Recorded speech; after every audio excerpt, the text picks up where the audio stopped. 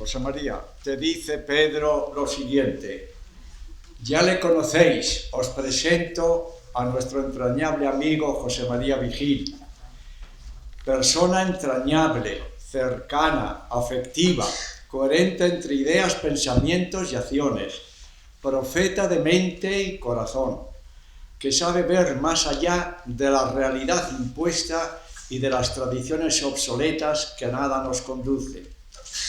Le encanta la naturaleza, siempre inquieto por saber, conocer, investigar, saber discernir muy bien el misterio de la vida. Persona dialogante, muy dialogante. Nunca impone sus criterios, siempre ofrece sus opiniones. José María es pura nobleza baturra, porque él nació aquí en Aragón, Zaragoza. Medio soriano. Aunque reside en América, en Managua, no en el Ecuador, como dice José María. Para mí es el teólogo hoy, el mejor teólogo que reúne a todo un grupo de teólogos latinoamericanos, porque hoy la teología no se hace en Europa, no se hace en Alemania, sino que se hace en Latinoamérica. Y él es el que la impulsa. Bienvenido, José María, de nuevo aquí. Bueno, pues sí, buenos días, bienvenidos, bienvenidas.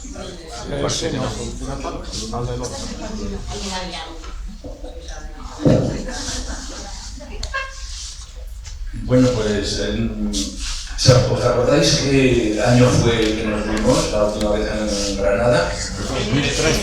2013. Me ha pasado 6. Yo allí decía que nos quedaban 15. ¿Os acordáis? Decíamos, nos quedan 15 años. Pues han pasado 6. Es decir, que nos quedan menos de 9. Nos quedan 8 años. Ese va a ser un punto, yo creo que importante de lo que podemos decir. Nos queda poco tiempo. Pero a ver cómo lo aprovechamos, qué podemos hacer. Porque queda poco tiempo, efectivamente. Bueno, pues, ante todo, empezar por la bibliografía para que luego no se nos escape. Ya ha dicho Antonio, yo os ofrecería que os acercaréis a Koinonia, ciertamente con servicioskoinonia.org. Servicios Koinonia, todo junto, sin acento. Koinonia es la palabra bíblica, koinonia, comunión. Servicioskoinonia.org. Allí tenéis la biblioteca, que comenzó siendo la biblioteca de teología y espiritualidad de la liberación, y que luego ha ido evolucionando, y hoy está más en los nuevos paradigmas, ¿no? Porque, bueno, pues de teología de la liberación no hay mucho más que decir. No hay que arrepentirse, pero no hay mucho más que decir. Ya es un poco rizar el rizo. La teología de la liberación se hizo y se completó y llegó a madurez pues con sus 25 años. Otras teologías necesitaron siglos. Pero este se acabó, ya no hay más que decir. Puedes rizar el rizo y buscar ahora en las raíces bíblicas del Evangelio. Es bien, no sirve. Pero ya la teología no necesita más decir lo que me dices hacer y sigue donde está, ¿no? Y no nos arrepentiremos. Yo por lo menos no me quiero arrepentir, no me he arrepentido nunca y quiero morir en ella, en la teología y la espiritualidad de la liberación. Que Dios me permita morir en ella. Pero no solo en ella, porque hace tiempo que eso también ya cumplió. Ya no hace falta más y hace falta dar saltos, hace falta seguir caminando porque hay nuevas cosas, ¿no? Yo recuerdo que he hablado muchas veces así de grupos comprometidos, muy comprometidos, de la espiritualidad de la liberación, de Cáritas, de movimientos sociales, movimientos populares, de compromiso político, transformador, etcétera, etcétera. Y yo siempre les he dicho, bueno, pero no olvidemos que la teología de la liberación hace ya 25 o 30 años que está completa y no hay más. Desde entonces, ¿qué pasos habéis dado? ¿O os habéis dado cuenta de que hay nuevos horizontes? ¿O yo me quedé, estoy repitiendo siempre lo mismo? ¿O hay algo que me ha exigido cambiar? Bueno, pues está un nuevo tema que es el que muchos de vosotros, vamos, la mayor parte yo creo no. Y ya mismo hemos entrado en el tema de los nuevos paradigmas. Es una palabra, es un concepto que no es de la sociología, es un concepto que está ahí, ¿no? La sociología, en todas partes. Google tiene un servicio que es de alarmas, de alertas, mejor dicho. Si a mí me interesa, por ejemplo, teología del pluralismo, o me interesa ingeniería de montes, o revolución 4.0, yo le digo, avísame de todo lo que sale de este tema, y te manda todo lo que, vamos, en el idioma que tú elijas, ¿verdad? Pues, por ejemplo, Revolución 4.0, yo le puse, porque estábamos haciendo la agenda sobre eso, y me vienen todos los días, pero del orden de 20, 30 textos en español, castellano, porque no le he pedido en otros idiomas, ¿no? Pero todos los días está escribiendo sobre eso. Le he puesto también nuevos paradigmas y todos los días vienen textos, reflexiones, artículos, libros sobre, vamos, el aviso, el enlace, la noticia o en la página web donde te dice que hablo de eso, ¿no? Sobre nuevos paradigmas. Este es un tema que está ahí, pero está en todo, está en educación, en ingeniería, en arquitectura, en todo se habla de nuevos paradigmas. Hay que hacer nuevos paradigmas porque lo que nos dijo ayer Prats muy bien, ¿no? Dice, a veces hay que seguir en lo mismo, pero poniéndolo en otro horizonte. Claro, si yo lo pongo en otro horizonte resulta que ya es otra cosa también, no es lo mismo. Estoy haciendo lo mismo, pero es con otro paradigma y con otra concepción. Bueno, pues sobre eso, en Koinonia, en el portal de Koinonia, abajo, en el portal de Koinonia, abajo a la izquierda, hay una casilla, una de las casillas dice bibliografía sobre nuevos paradigmas. Pero dice bibliografía en línea sobre nuevos paradigmas. No están allí los libros, hay muchos libros que se puede hablar sobre nuevos paradigmas, sino los que están en la red, en internet, que puedes bajar. Porque una bibliografía es muy bonita darla, pero vete a buscarla a la librería y comprarla, o vete a la biblioteca a encontrarlo y leerlo, ¿no?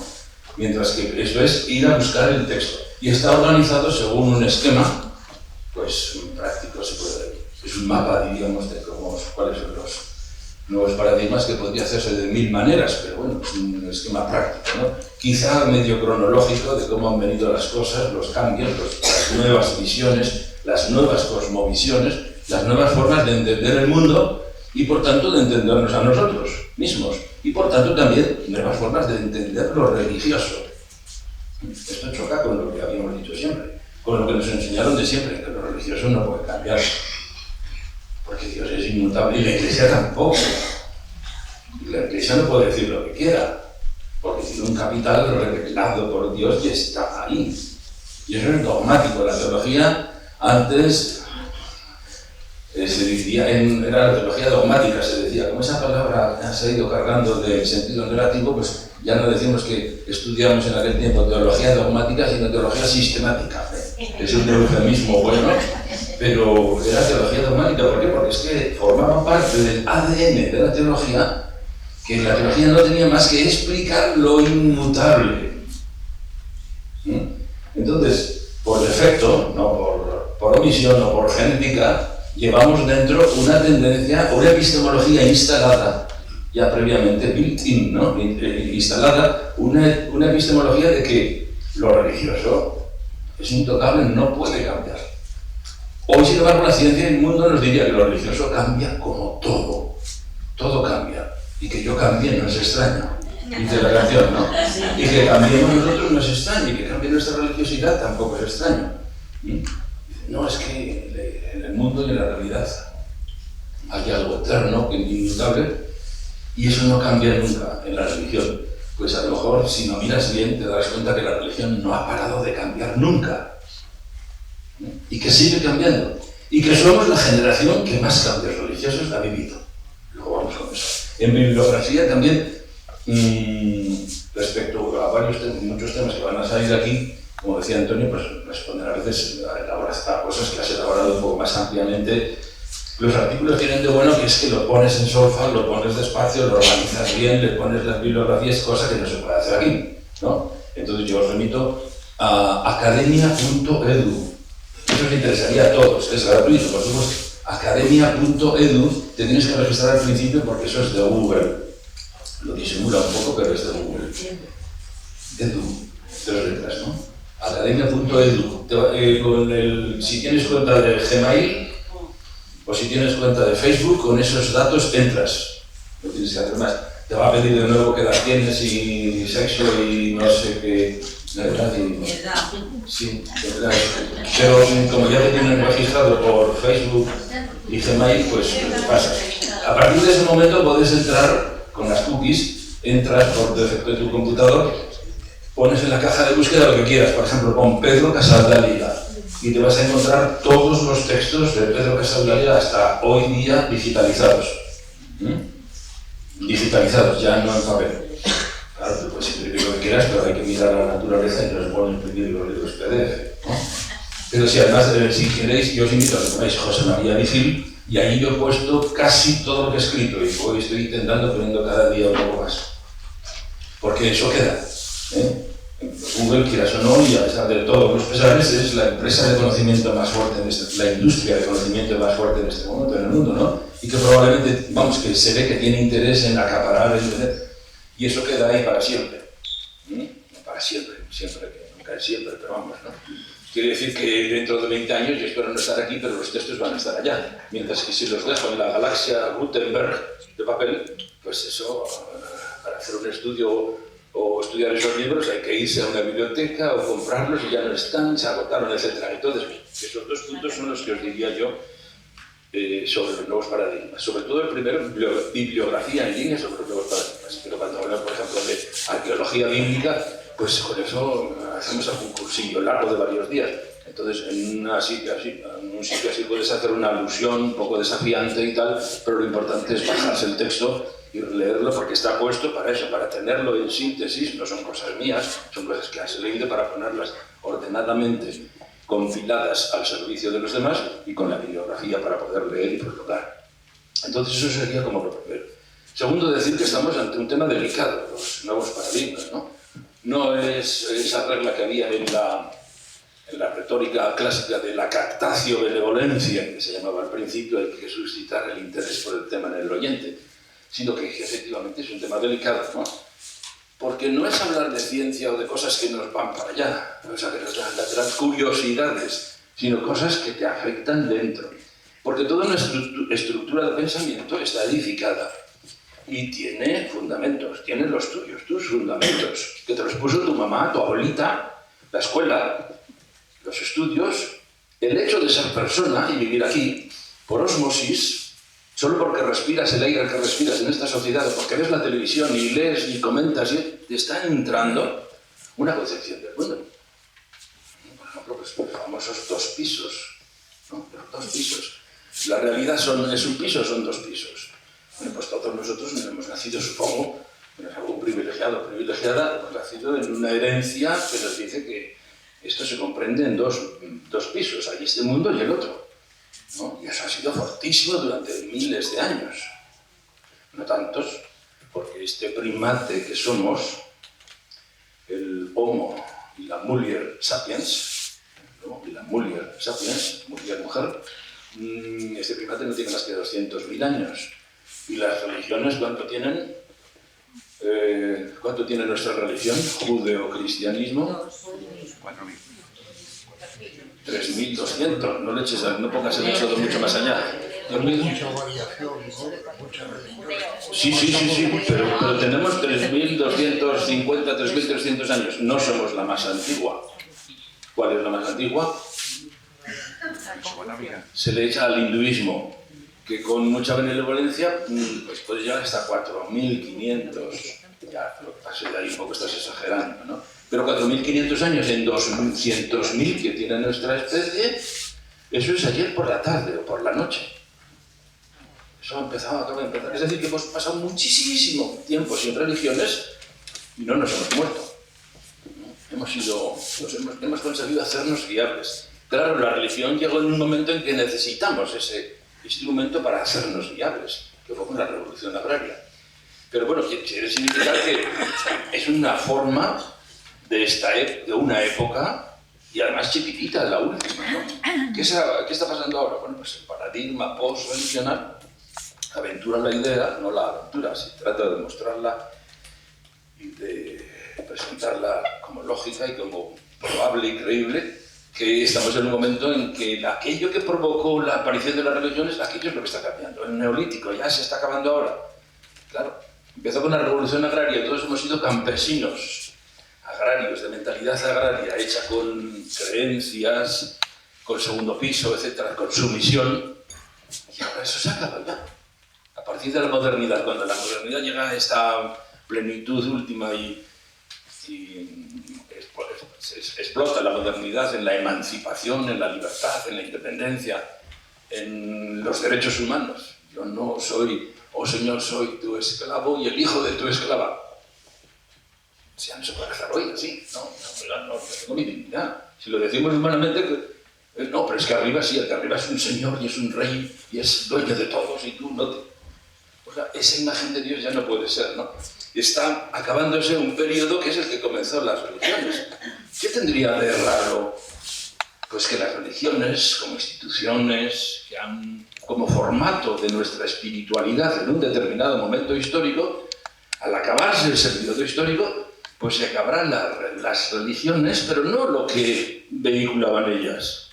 Cuando uno va por los campos de allá de Centroamérica, ya en la parte más campesina y más de las cafetaleras, donde está todo medio, estás dentro de la selva prácticamente, vas por los caminos aquellos y te encuentras una chocita de techo de palma y está allí la campesina sobre una mesita de tablas lavando a la bebé, a la niña. Pues jabón, agua y al final, bien aclarar bien todo, se coge la palangana y se tira el agua sucia, pero se sujeta a la niña.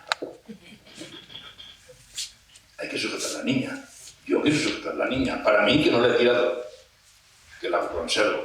Y que todo esto es lo mismo, es una invitación a tirar muchas cosas, no a tirar, sino a dejar que se caigan, porque se están cayendo. No precipites la cosa, no empujes, no vayas tirando nada, no. Estamos tratando de discernir y darnos respuestas a ver qué es lo que pasa, porque esto parece que se está hundiendo, ¿no? Y parece que se acaba. Entonces, tirar todo eso, pero quedarse a la niña. ¿Qué fue la religiosidad? Fue un instrumento, la religión es un instrumento que sirvió mucho, nos hizo diables en aquel momento, luego podemos entrar un poco más si hace falta el tema del post-religional, pero ahora choca con la nueva forma de ser, pero choca frontalmente. Las religiones han puesto siempre al ser humano de rodillas. Póngase ahí, doble la rodilla, pida perdón, crea, obedezcas, no lo entiendo, pues sí, es igual, no importa. Creo, usted tiene que creer, pero si es que no lo veo. ¿Usted cree en Dios? No, yo no. Pues entonces usted se condena, porque lo primero es creer en Dios. Y si no creemos en Dios ya no hay más que hablar, no hablemos más. Ya no hay nada más que decir, religiosamente hablando, no podemos, estamos en dos mundos distintos, dos paradigmas distintos, que son dos mundos distintos. Dos paradigmas son dos mundos distintos, como el ejemplo famoso que puso aquel sudafricano, Bosch, un renovador de la misionología, decía, dos paradigmas distintos es como cuando dos personas sobre un mismo tablero de damas, eso lo veis, el tablero blanco y negro, está jugando, están las fichas allí, y uno está jugando a las damas y el otro enfrente está jugando al ajedrez. Es el mismo tablero. No estiremos el ejemplo, no lo extrapolemos para decir que el otro, las fichas tendrían que ser distintas. Pero uno está viendo fichas de ajedrez y en un tablero de ajedrez, y el otro está viendo fichas de damas en un tablero de damas. No se pueden entender. Porque están en el mismo tablero, tienen las mismas fichas, pero tienen una cosmovisión con la cual interpretan todo de maneras distintas y contrapuestas y no pueden dialogar tampoco. Entendedme que no así extrapolemos el paradigma, ¿no? Donde tú ves un peón, el otro está viendo una reina y el otro está viendo todas sus fichas iguales y que las suyas también iguales. Estos serían los paradigmas. Yo pensé siempre, cuando Ratzinger en el 87 sacó aquellas dos cosas, aquellas dos declaraciones contra la teología de la liberación, este no entiende nada. Perdón, no entiende nada de cómo nosotros lo entendemos. Claro. Él estaba viendo destrucción de la Iglesia, entrada del marxismo, no sé cuántas cosas horribles, y nosotros estamos viendo que esta es la recuperación de Jesús. Y esta es la recuperación de la literalidad del mensaje de Jesús, de la utopía de Jesús, que él decía Malkuta Yahvé, reino de Dios. Que es lo mismo que decían junto a nosotros en Nicaragua, en la lucha revolucionaria, marxistas y ateos, luchadores no creyentes, pero que luchaban codo a codo con nosotros. Y nosotros decíamos, sí, tenemos nombres distintos. esos hablan del hombre nuevo, del Che Guevara y del igual, y yo hablo del hombre nuevo Jesús, pero no hay ningún problema. O sea, luchamos por la misma causa. Sin embargo, otro desde fuera veía cosas horrorosas. Los paradigmas son realidades no físicas. La verdad no existe en ese sentido. Es un nuevo paradigma epistemológico, diríamos, ¿no? Estamos acostumbrados a pensar que la verdad existe, es fija y es objetiva y está ahí, ¿no? Bien, entonces, todo esto es delicado porque me toca el fundamento que yo tengo. Y si a mí me habían dicho siempre que la realidad es de 2 pisos y yo había estado viviendo en 2 pisos, y la salvación de mi alma y la vida de gracia, pensad los cursillos de cristiandad, vosotros algunos habrán hecho cursillos de cristiandad, como yo también, ¿no? Entonces, bueno, pues todo es en el segundo piso, todo ocurre en el segundo piso. O pensemos la vida religiosa clásica, o los anacoretas o los eremitas, que era todo, pues, vivo sin vivir en mí. Y tan alta vida espero que muero porque no muero. O sea, lo que importa, esto es una mala noche en una mala posada. Santa Teresa lo dice. Hay que pasar porque este mundo no tiene gran importancia, porque hacia el que vamos es el otro. Todos estos paradigmas son muy fuertes, no es tampoco para divulgarlos mañana y entrar en la iglesia y ver a la abuelita y decir, abuelita, que no hay 2 pisos. Pues no, tú déjala tranquila, porque si ella está con su 386, ¿os acordáis de los computadores 386? Y ves aquellos, ya los que no sean muy de entonces no lo recuerdan, ¿verdad? El 386, bueno, pues aquello era una máquina potente, pero ya claro, no servía para nada de lo que estamos haciendo ahora. Sí, pero algo sí, por ejemplo, escribir para levantar texto que se decía antes, para pasar un libro a digitalizarlo sin escáner, copiarlo todo, servían perfectamente, ¿no? Y dices, no, abuelita, pero este computador es del año la pera, no, déjalo usted. Voy a cargarle en el computador, voy a cargarle el Windows 16. ¡Wow! Explota el computador. No tiene ni memoria RAM, ni suficiente, nada, no puede, ¿no? Y sin embargo, la abuelita con su 386 funciona de maravilla. Hay que respetar. Cada uno tiene su hora también. Y tiene su ADN, y tiene su memoria RAM, y tiene su disco duro. No pretendas cambiar. Claro, no somos máquinas, no somos computadores, y efectivamente se puede cambiar, el cerebro puede crecer, pero significa que hay que tener todo esto con prudencia pastoral, ¿no? Y prudencia humana también. Oye, pues déjalo ahí donde está y que la abuelita vaya creciendo, y si ya no puede crecer más, pues que vaya subsistiendo y que vaya siendo feliz. El tema que tenemos no es el tema que ponía el papel de hoy, sino es el que me habíais dado, que es el tema de comunidades cristianas, comunidades humanas. A mí me dijeron, pues que me explicaron qué es lo que aquí había que tratar de profundizar, que esto vino de la vez pasada en la que se trabajó un texto de Aloysius Pieris, el jesuita de Sri Lanka, ya muy mayorcito ahora, que hablaba de las comunidades humanas de base, y que eso dio un tilín ahí, ¿no? Comunidades no eclesiales, decía él, sino, no es que dijera que no eclesiales, sino que él las llamaba, que ellos habían empezado por comunidades humanas de base, y que eso aquí hizo tilín y creó problemas. Bueno, pero entonces, nosotros somos comunidades humanas o somos comunidades cristianas. Ustedes es que eso se preocupan de la política. Ustedes se preocupan de las cosas humanas. Ustedes, bueno, pero somos cristianos, pero es que lo cristiano es distinto de lo humano. Y por otra parte, nosotros todos hemos nacido en una iglesia antes del Concilio Vaticano II, donde todo era en 2 pisos, y la vida de la iglesia de lo que se preocupaba no es de estos temas que estamos hablando ahora, sino del alma, de la gracia, de la confesión, de la misa, de los sacramentos, de la devoción al corazón de Jesús, y luego después la devoción al corazón de María. Entonces, ¿qué ha pasado aquí? ¿Por qué estamos hablando de esta manera? ¿Hacia dónde vamos? ¿Estamos perdiendo el oremus, la orientación? ¿No sabemos por dónde vamos? ¿O es que estamos yendo hacia el vacío o estamos volviendo hacia las verdaderas raíces? Porque Jesús no predicó nunca lo de la misa, ni lo de la confesión, ni las devociones, todas varias y todos los viacrucis que hay en todas las iglesias. Porque si no hay viacrucis no puede haber iglesia, templo. Esa era la pregunta. ¿De dónde vamos? ¿Esto es una desviación? ¿Es una degradación? ¿Es una desorientación? ¿Es una recuperación? ¿Es un volver a la fuente? ¿O es que por ahí sigue el camino? Por de pronto, el primer tema que habéis tenido en este día, en este encuentro, es el de la recuperación de Jesús, ¿no? Es que Jesús mismo fue muy humano y fue muy poco de segundo piso y fue muy poco eclesiástico y fue muy poco de devociones y de cosas de esas y de templo, etcétera, etcétera. O sea que ya es en parte una recuperación. Pero diríamos, hay más, ¿no? Los nuevos paradigmas nos llevan más. La teología de la liberación ya nos hizo mucho más humanos, porque nos dijo que la preocupación de la Iglesia no eran confesarse y la misa y devociones y la gracia y todo, sino que era, oiga, vivir y luchar por la causa de Jesús.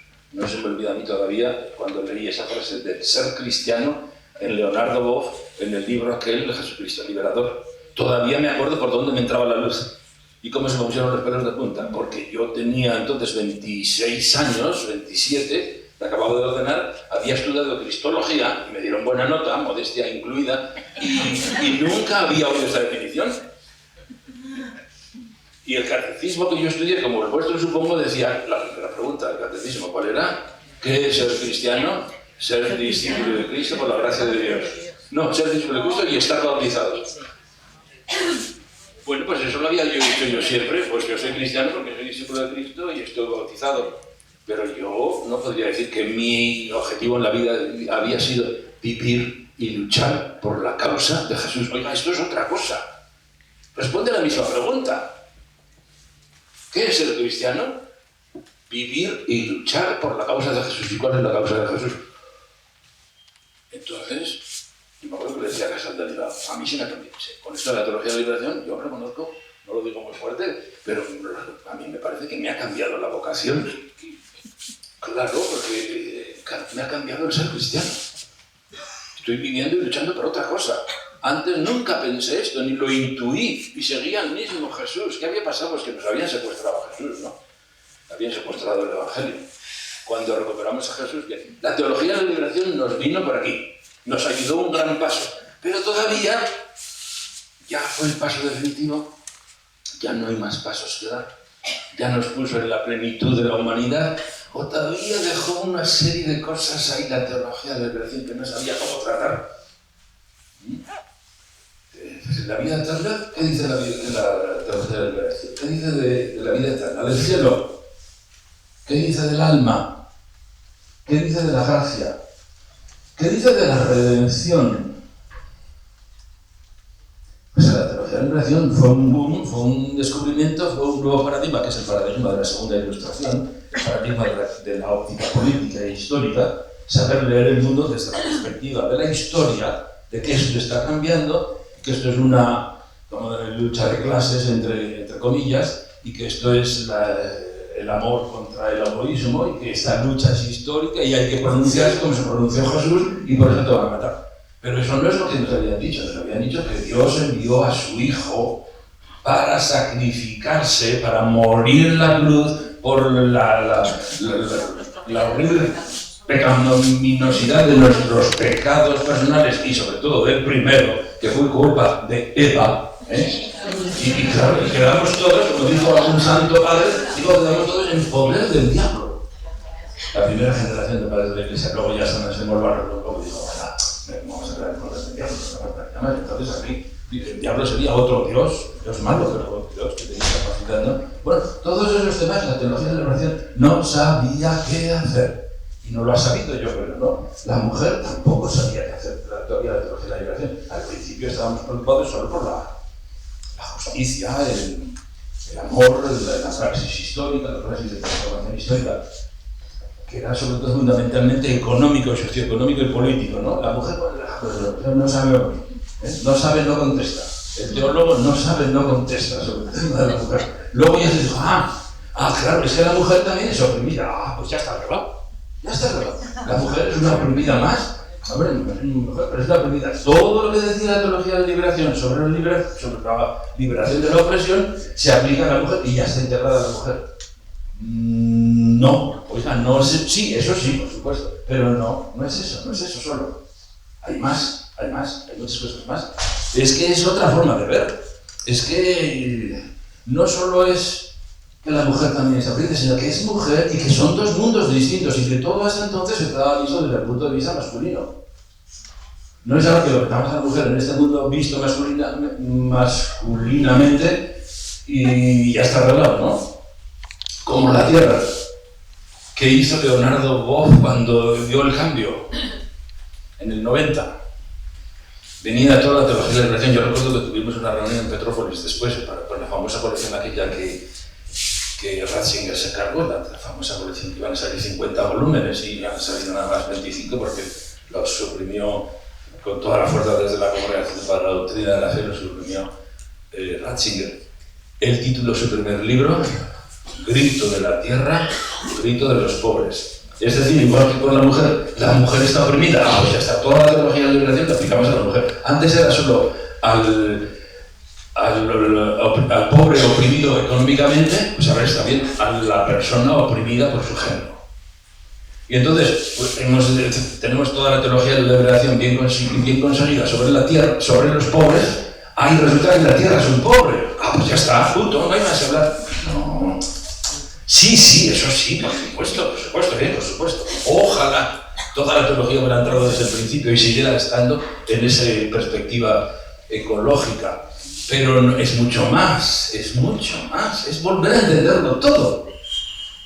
No basta con que con cuidando la tierra estaríamos en la perspectiva ambientalista. Ambientalista, no ecológica, ni mucho menos ecocéntrica. Estaríamos en la perspectiva ambientalista, es decir, como los bomberos, hoy vemos que hay un incendio en un bosque y hay que ir a cuidarlo. Declaramos que el parque sea declarado patrimonio nacional y vemos que los peces de un río están pues poniendo parques como bomberos porque nos interesa el ambiente para nuestros hijos.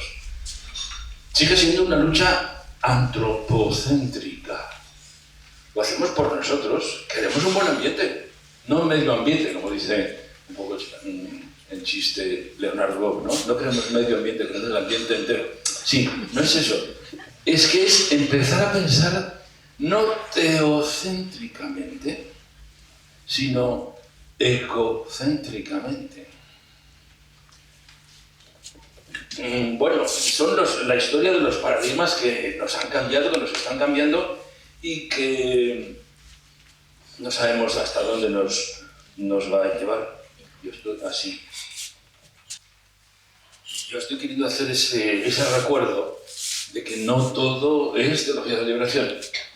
Perdón, que todo tiene que ser liberador, pero que hay más perspectivas, hay más niveles, hay más factores que nos están influyendo y que no se pueden dejar a un lado, ¿no? Es muy bueno y yo os animaría, y yo me animo a mí mismo a permanecer fieles a la espiritualidad de la liberación y a seguir viviendo y luchando por la causa de Jesús, pero enmarcándolo ya en esos nuevos paradigmas grandes, ¿no? Por ejemplo, tiene que ser una teología de la liberación sin dos pisos, porque si no, la teología de la liberación no entró en ese tema. El nuevo paradigma de los dos pisos o de la modernidad es que nos hace descubrir que, claro, que no hay dos pisos, que la modernidad es ese salto que la humanidad da para descubrir, cuando descubre que no hay dos pisos, sino que todo está aquí. Y os acordáis del libro de Lenaers. Se puede pronunciar Lenaers porque no es inglés, no es Liners ni es Lenaers porque es un flamenco, ¿eh? Y no sabemos cómo se pronuncia en flamenco, pero lo estamos viendo por todas partes un poco como Lenaers. Lenaers jesuita, 95 años ya. Wikipedia, ahí lo pone, ahí está, ahí le veis la foto. Que me decía que tengo un correo ahí de septiembre pasado que me dice lo que necesitamos es realmente llegar a formular la nueva formulación del cristianismo en lenguaje de modernidad. El libro se titulaba El sueño de Nabucodonosor. Yo le dije a Lenaers, esto no se entiende. Esto va a echar para atrás los... Digo, por favor, yo te lo aconsejo. En español, vamos, si no tienes un inconveniente, cambiamos el nombre. Entonces, otro cristianismo es posible porque fue escrito en aquel momento del emperador. parecía el lema del cristianismo es posible, pero el subtítulo dice fe en lenguaje de modernidad. La misma fe de siempre, pero en un lenguaje, no bla bla bla, no un idioma, sino en un lenguaje de categorías de la modernidad. Y la modernidad para él es esto, solo hay un piso. Hasta entonces habíamos dividido en 2 pisos, todo provenía de arriba, todo fue creado desde arriba, y todo se sostenía por arriba y todo se movía desde arriba. Bueno, Aristóteles también, ¿no? Cada astro tenía un ángel que lo iba empujando y se oían las músicas celestiales, la música celestial en el buen sentido de la expresión, ¿no? Y todo se movía desde Dios, y todo iba a Dios, y Dios estaba en todas partes, ¿no? Y todo tenía pues una explicación divina, una explicación sobrenatural. La modernidad es la adultez. Cuando el ser humano dice, vamos a ver, vamos a partir de cero, y Descartes dirá, bien, tíralo todo a un lado y voy a empezar de cero. Pienso, luego existo. ¿Esto lo puedo dudar? No, ¿verdad? Es que no hay forma. Si pienso, existo. Eso no me hace falta que me lo demuestre nadie. Es obvio para mí. Bueno, pues a partir de esa certeza voy a ver si voy construyendo pasito a pasito todo lo demás de la certeza sobre certezas humanas, sobre conocimiento humano. Entonces, el primer piso está siendo ese, y entonces significa que no hay otro piso arriba que explique con sus misterios nuestras incertezas, sino que no hay, está todo aquí. Entonces en ese libro, si os recordáis, parte de esa tesis, no hay 2 pisos, hay que suprimir ya esa imaginación de la corte celestial de Dios con sus santos ahí arriba, como un señor, como es una imaginación al fin y al cabo agraria. Si aquí toda la humanidad está sufriendo, esclava, trabajando y oprimida, y arriba siempre hay un señor, pues es que más arriba tiene que haber un señorazo tremendo, ¿no? Claro, fíjate, si vamos al cielo, hablando en este lenguaje de los 2 pisos, y nos encontramos con un señor, además no una, pues es que es para borrarse y decir, yo me equivoqué, yo no quería venir aquí, perdón, he abierto la puerta que no es. Es una proyección agraria, ¿no?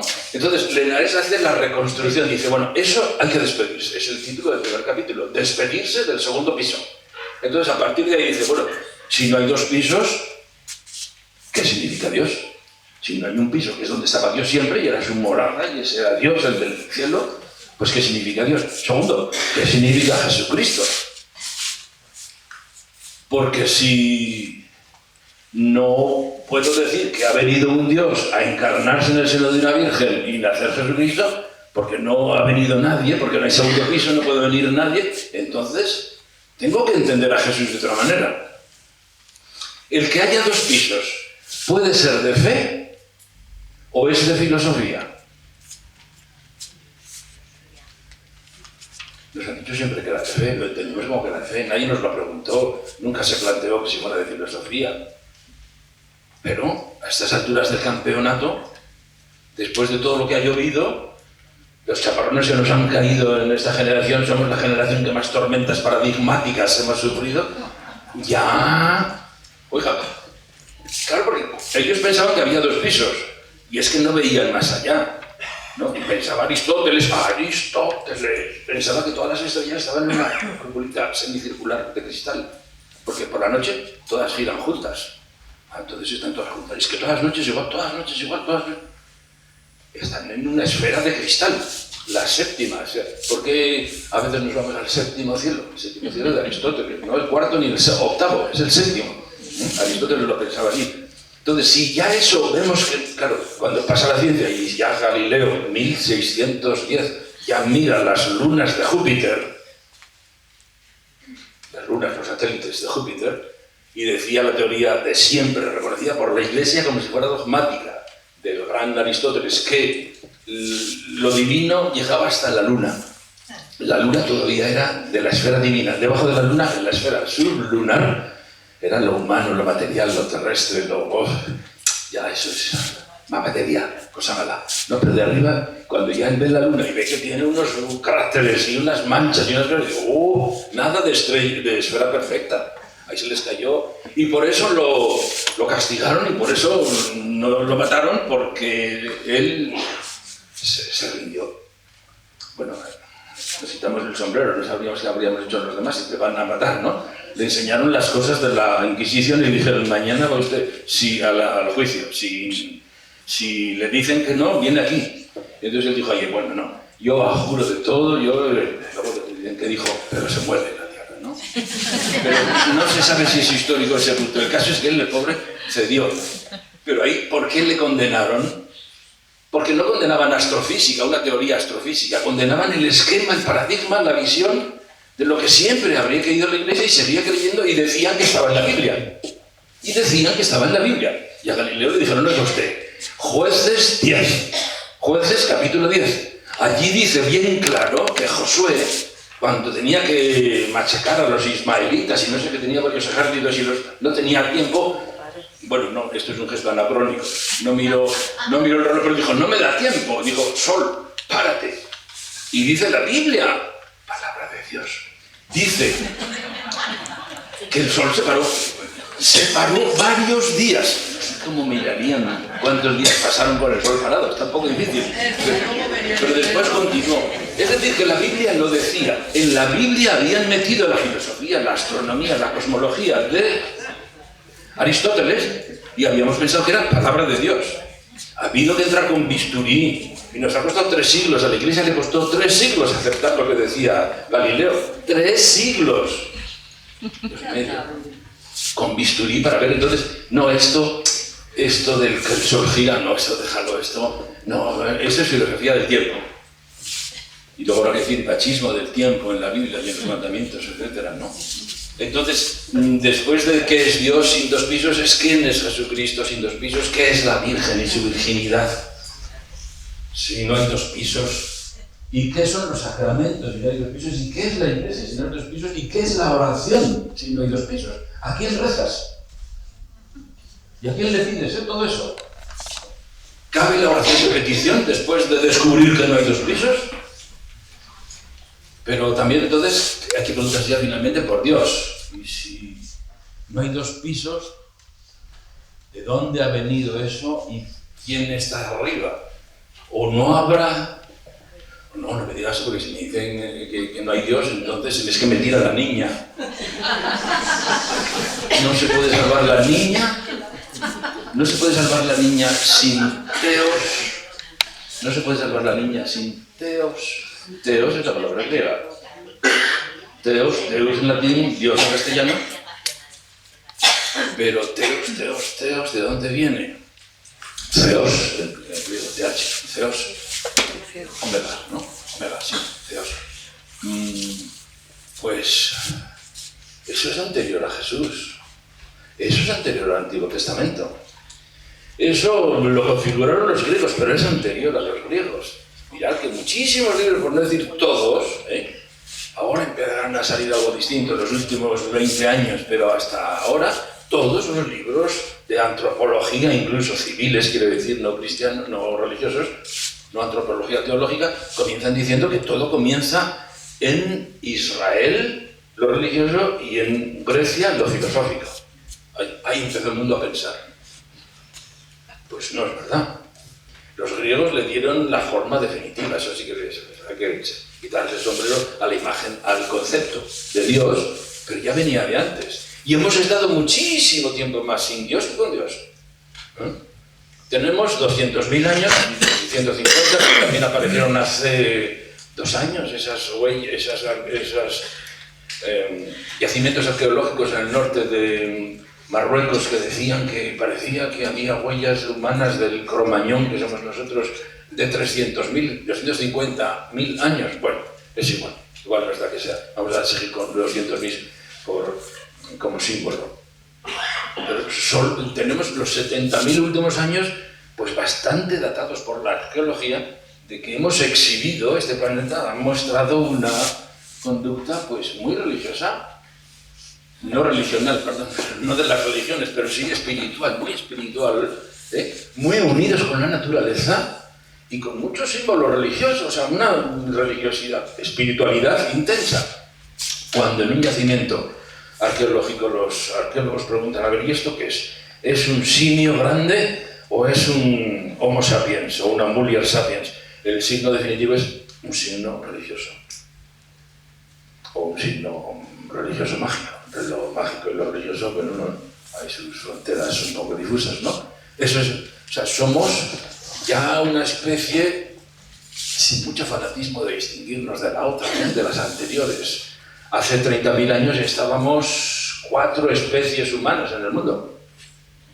Los neandertales, los últimos que han desaparecido, o que hemos desaparecido, en Gibraltar, están los últimos restos más cercanos a nosotros. Probablemente aparecerán en algún otro sitio, pero hoy por hoy, el último vestigio, cronológicamente hablando, de los neandertales está en Gibraltar.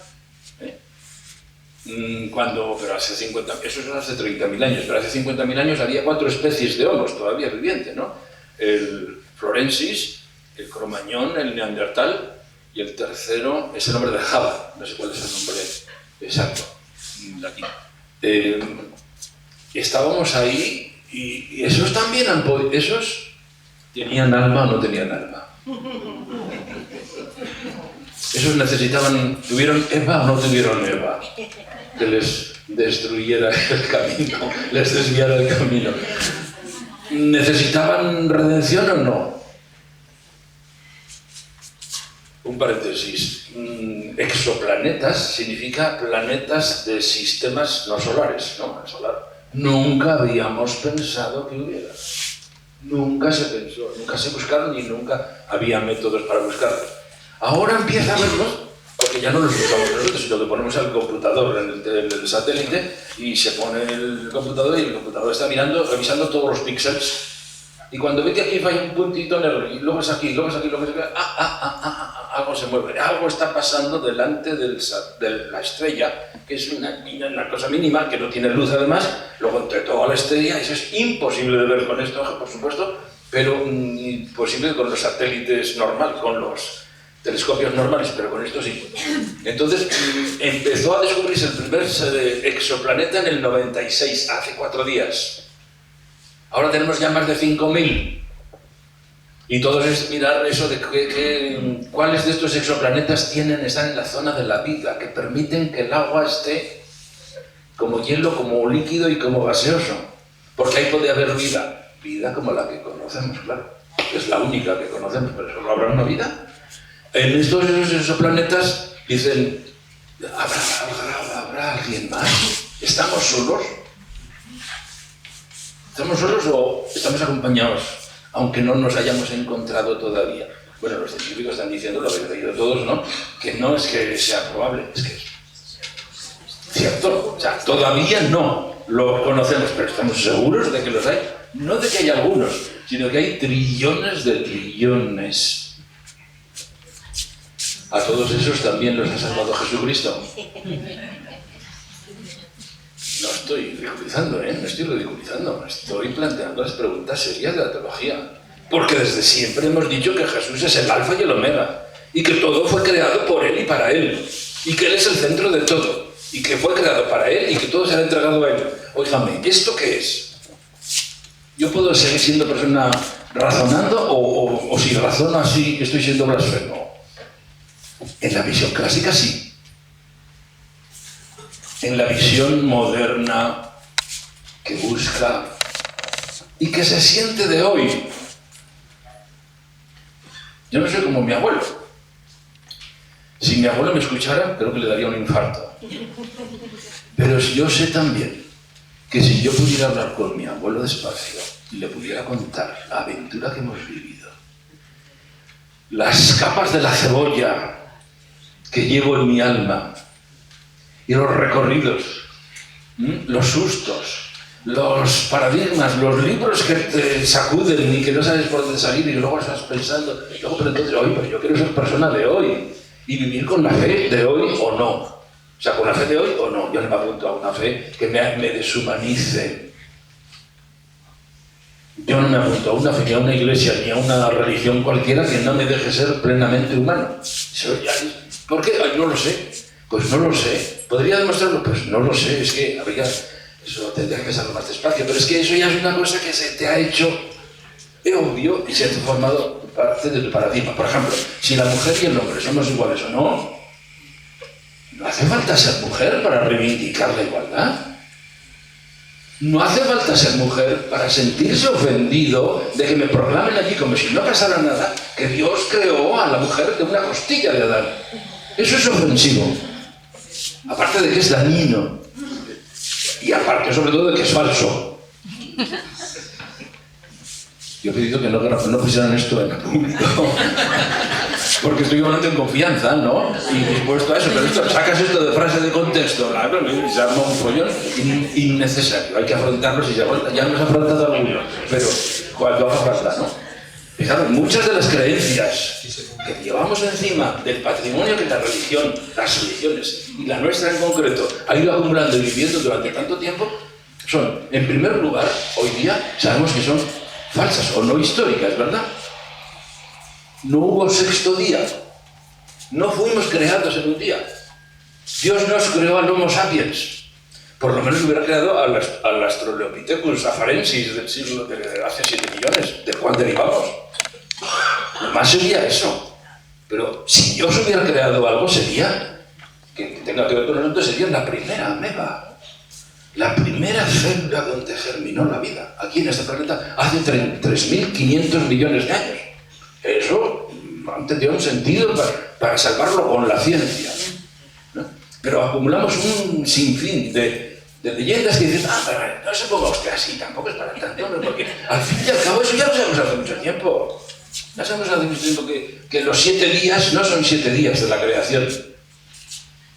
Bien, o que modernos que somos, porque ya, yo lo pensé, cuando ya en teología, en el cuarto de teología, allí dice, pues díganos ya de una vez, ¿es la creación tal como la dice el Génesis? ¿Fue así o no? Dice, no fueron 7 días, porque días a lo mejor significa periodos, ¿verdad? 7 grandes periodos, no sabemos de cuánto ni de cómo, que Dios, ya nos hemos curado del mito. No, te lo llevas el mito a tu casa, el mito, lo sigues teniendo, sigues pensando que hubo alguien siempre, que era el Teos, que estuvo solo toda la eternidad, desde menos infinito hasta el punto cero.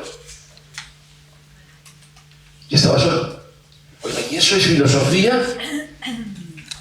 ¿Eso será teología? ¿Eso será Biblia? Ciertamente es. ¿Eso es necesario para salvarse? ¿Eso es necesario para ser persona hoy y poder ser creyente? ¿O si yo dudo de eso, usted mal, no, usted está confundiendo la fe, usted está destruyendo la religión? Y además, ese señor era un creador y era un señor. Oiga, ¿usted sabe lo que está diciendo? Que fuera señor es lo que decimos, proyección agraria pura, ¿verdad? En el cielo no puede haber un señor, porque el señor es contradictorio con la fraternidad. Y no puede ser un señor. Claro que tampoco nos arreglaríamos todos si fuera una señora. No, estaríamos en las mismas con la tortilla al revés. Sería la vuelta a la tortilla, ¿no? Llevamos una serie de paradigmas. De creencias. Creencias es una palabra importante. Creencias. ¿Qué son creencias? Son cosas en las que creemos. Primero, entonces es fe, suposición, intuición, que no están demostradas, pero que damos por hechas para poder funcionar. Para poder funcionar, estos son los mitos. Todo se ha hecho así, no somos nosotros, no es la religión cristiana, judeocristiana. Es que hemos necesitado en el momento de la agricultura, se nos ha caído todo encima, porque éramos nómadas, íbamos cazando y recolectando, y si tú te enfadabas te vas a tu rama y yo me voy a la mía y no pasa nada. Somos arborícolas, por eso nos tiene este dedo prensil, ¿no? Este es el recuerdo físico de que somos arborícolas, ¿no? Entonces, sí, no hay problema, hay de convivencia, pero cuando empezamos a cultivar la tierra nos tenemos que quedar, porque hay que cultivar la tierra y hay que esperar para recoger y hay que salir. Y entonces tenemos que empezar la revolución urbana, no de las grandes urbes, obviamente, sino de vivir en ciudades o en pueblito, en que empezamos a convivir. Y eso tiene sus problemas, será mejor estar en las ramas. Entonces tenemos que empezamos a cultivar la tierra, entonces hay que dividir el trabajo. ¿Quién cultiva esta parte? ¿Quién está ahí? Entonces esa es mi tierra, esa es mi parcela. Oye, pero la tuya me gusta más. Pues entonces te la voy a quitar, porque soy más fuerte, punto. No, hay que poner orden aquí. Hay que poner orden. Necesitábamos orden para la propiedad, para la lucha de clases que empezaría enseguida, para respetar al prójimo y a la prójima, ¿no? A la mujer de tu prójimo y al marido de tu prójima, ¿no? Entonces todo eso había que inventarlo todo. Pues hubiera bastado el derecho. No era posible el derecho sin la religión. La religión hizo del derecho. Hizo el papel jurídico. Nos hizo viables. Lo necesitamos. Y no hubiéramos sobrevivido sin religiones. La religión ha hecho un gran favor a la humanidad. y unos grandes destrozos, ¿verdad? Pues es normal, que no todo es bueno, y además si se corrompen y tal, pues mucho peor. Pero la antropología hoy dice que la religiosidad va por ahí, que no podemos obviar las religiones, ¿verdad? Entonces nos ha hecho un gran favor, y con eso dio cauce, encauzó la gran experiencia del ser humano, que es esa ansia de no saber qué. La autoconciencia, la espiritualidad como autoconciencia. ¿Qué es en el fondo la autoconciencia? ¿Qué es en el fondo la espiritualidad? Pues no sabemos lo que es, nadie lo sabe. Hay tantas teorías como montones, ¿no? ¿Y qué es la religión? Hoy nadie lo sabe. Hay libros de religión que estoy pensando en uno que comienza así, ¿no? Miren, las distintas corrientes que hay, muy simplificadas, ¿verdad?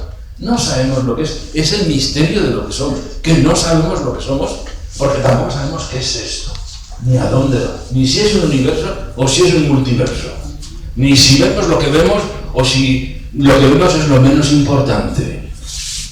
No hablemos en la física cuántica, ni hablemos en la materia oscura, porque dicen que si estamos viendo solamente el 4% de lo que hay, y no sabemos lo que es. Y lo poco que ya nos desconcierta la física cuántica es de hace 4 días, no tiene 100 años. Estamos apenas abriendo los ojos. Estamos abriendo los ojos. Somos, y un poco resumiendo porque pasa el tiempo, nos vamos al paradigma ecológico, al final, que a mí no me gusta lo de ecológico, porque lógico significa tratado de, ¿no? Biología, tratado de teología, astrología. Entonces no es un paradigma ecológico, sino ecocéntrico. Eco viene de oikos, que es la casa, el hogar, ¿no? Y ahí viene la economía, muchas otras cosas, pero a mí yo muchas veces digo también oico para recordar que no estamos... Porque eco hoy se pone a todo, hoy ya hay jabón eco, hay muchas cosas eco, ¿no? Entonces parece que es simplemente ambiental. No, esto es descubrir que Teos fue una interfaz que nos hemos hecho y que lo divino, el Dios, o la diosa, o la divinidad, todavía mejor, poner el abstracto. Divinidad es abstracto, ¿verdad? Divino es adjetivo. Dios es un sustantivo. Yo digo, tengo muchas amistades en Málaga. Hombre, tendrás muchos amigos y amigas, pero las amistades no se tienen, las amistades es un abstracto. Amistad es el carácter de amigo que tiene una persona determinada, ¿no? Y quiero decir que existe, estoy llamando la atención sobre el lenguaje, que existe una figura que es lo abstracto por lo concreto. Y digo, tengo muchas amistades. Estás queriendo decir, o sea, lo auténtico, lo real que estás diciendo es que tienes muchos amigos y amigas. Las divinidades de Egipto, la misma figura del lenguaje. ¿Qué son las divinidades de Egipto? Pues Osiris, todos aquellos, ¿no? Los dioses y las diosas son lo abstracto por lo concreto. No, hagamos lo abstracto por lo abstracto. La divinidad, que no es Dios, ni es diosa, es la divinidad. La divinidad de lo real. La realidad, que es lo único que la realidad. Entonces, ¿quién nos ha dicho que necesitamos esa interfaz de Teos? Teos sería una interfaz que yo me hago. Interfaz que es en computación, interfaz es todo eso que hay en la pantalla, ese estilo de manejar para que yo pueda manejarme, porque dice, no, es que tengo un documento y voy a mirarlo, está en el disco duro. Y mira, ¿ves con lo que pone el documento? Mira, no, tú estás leyendo la pantalla, ese no es el documento está en el disco duro. Pero no, es esta, miras las letras del documento, que no, que eso es una interfaz. El documento es, si lo quieres mirar físicamente, es lo que está en la pantalla, está en el disco duro. Y son un montón de ceros y unos. Todas tus cartas, todos tus documentos son un montón de ceros y unos, on-off, ¿no? Sistema binario, digital. Entonces, eso es inmanejable. ¿Cómo podemos manejarlo? Haciendo una interfaz entre yo y la computadora. Entonces, para que yo pueda manejar todos los ceros y unos que hay ahí, que son documentos, fotos, archivos, entonces para eso me hacen una pantalla y me dibujan una carpetita. Ah, esa es la carpeta donde tengo los documentos. Oiga, que no, que mira bien la pantalla, son unos cuantos píxeles en forma de carpeta. y luego cojo el archivito ese es el documento que lo quiero pasar a esta carpeta, lo arrastro, lo pincho, lo arrastro, lo dejo caer, y en ese momento en el Windows 7, os acordaréis, aparecían las dos carpetas, un cuadro de diálogo con las dos carpetas y iban pasando las hojitas. Y dices, ¿ves? Estas son las hojas de mi documento. Hombre, no, que no son las hojas de tu documento, esto es una ficción.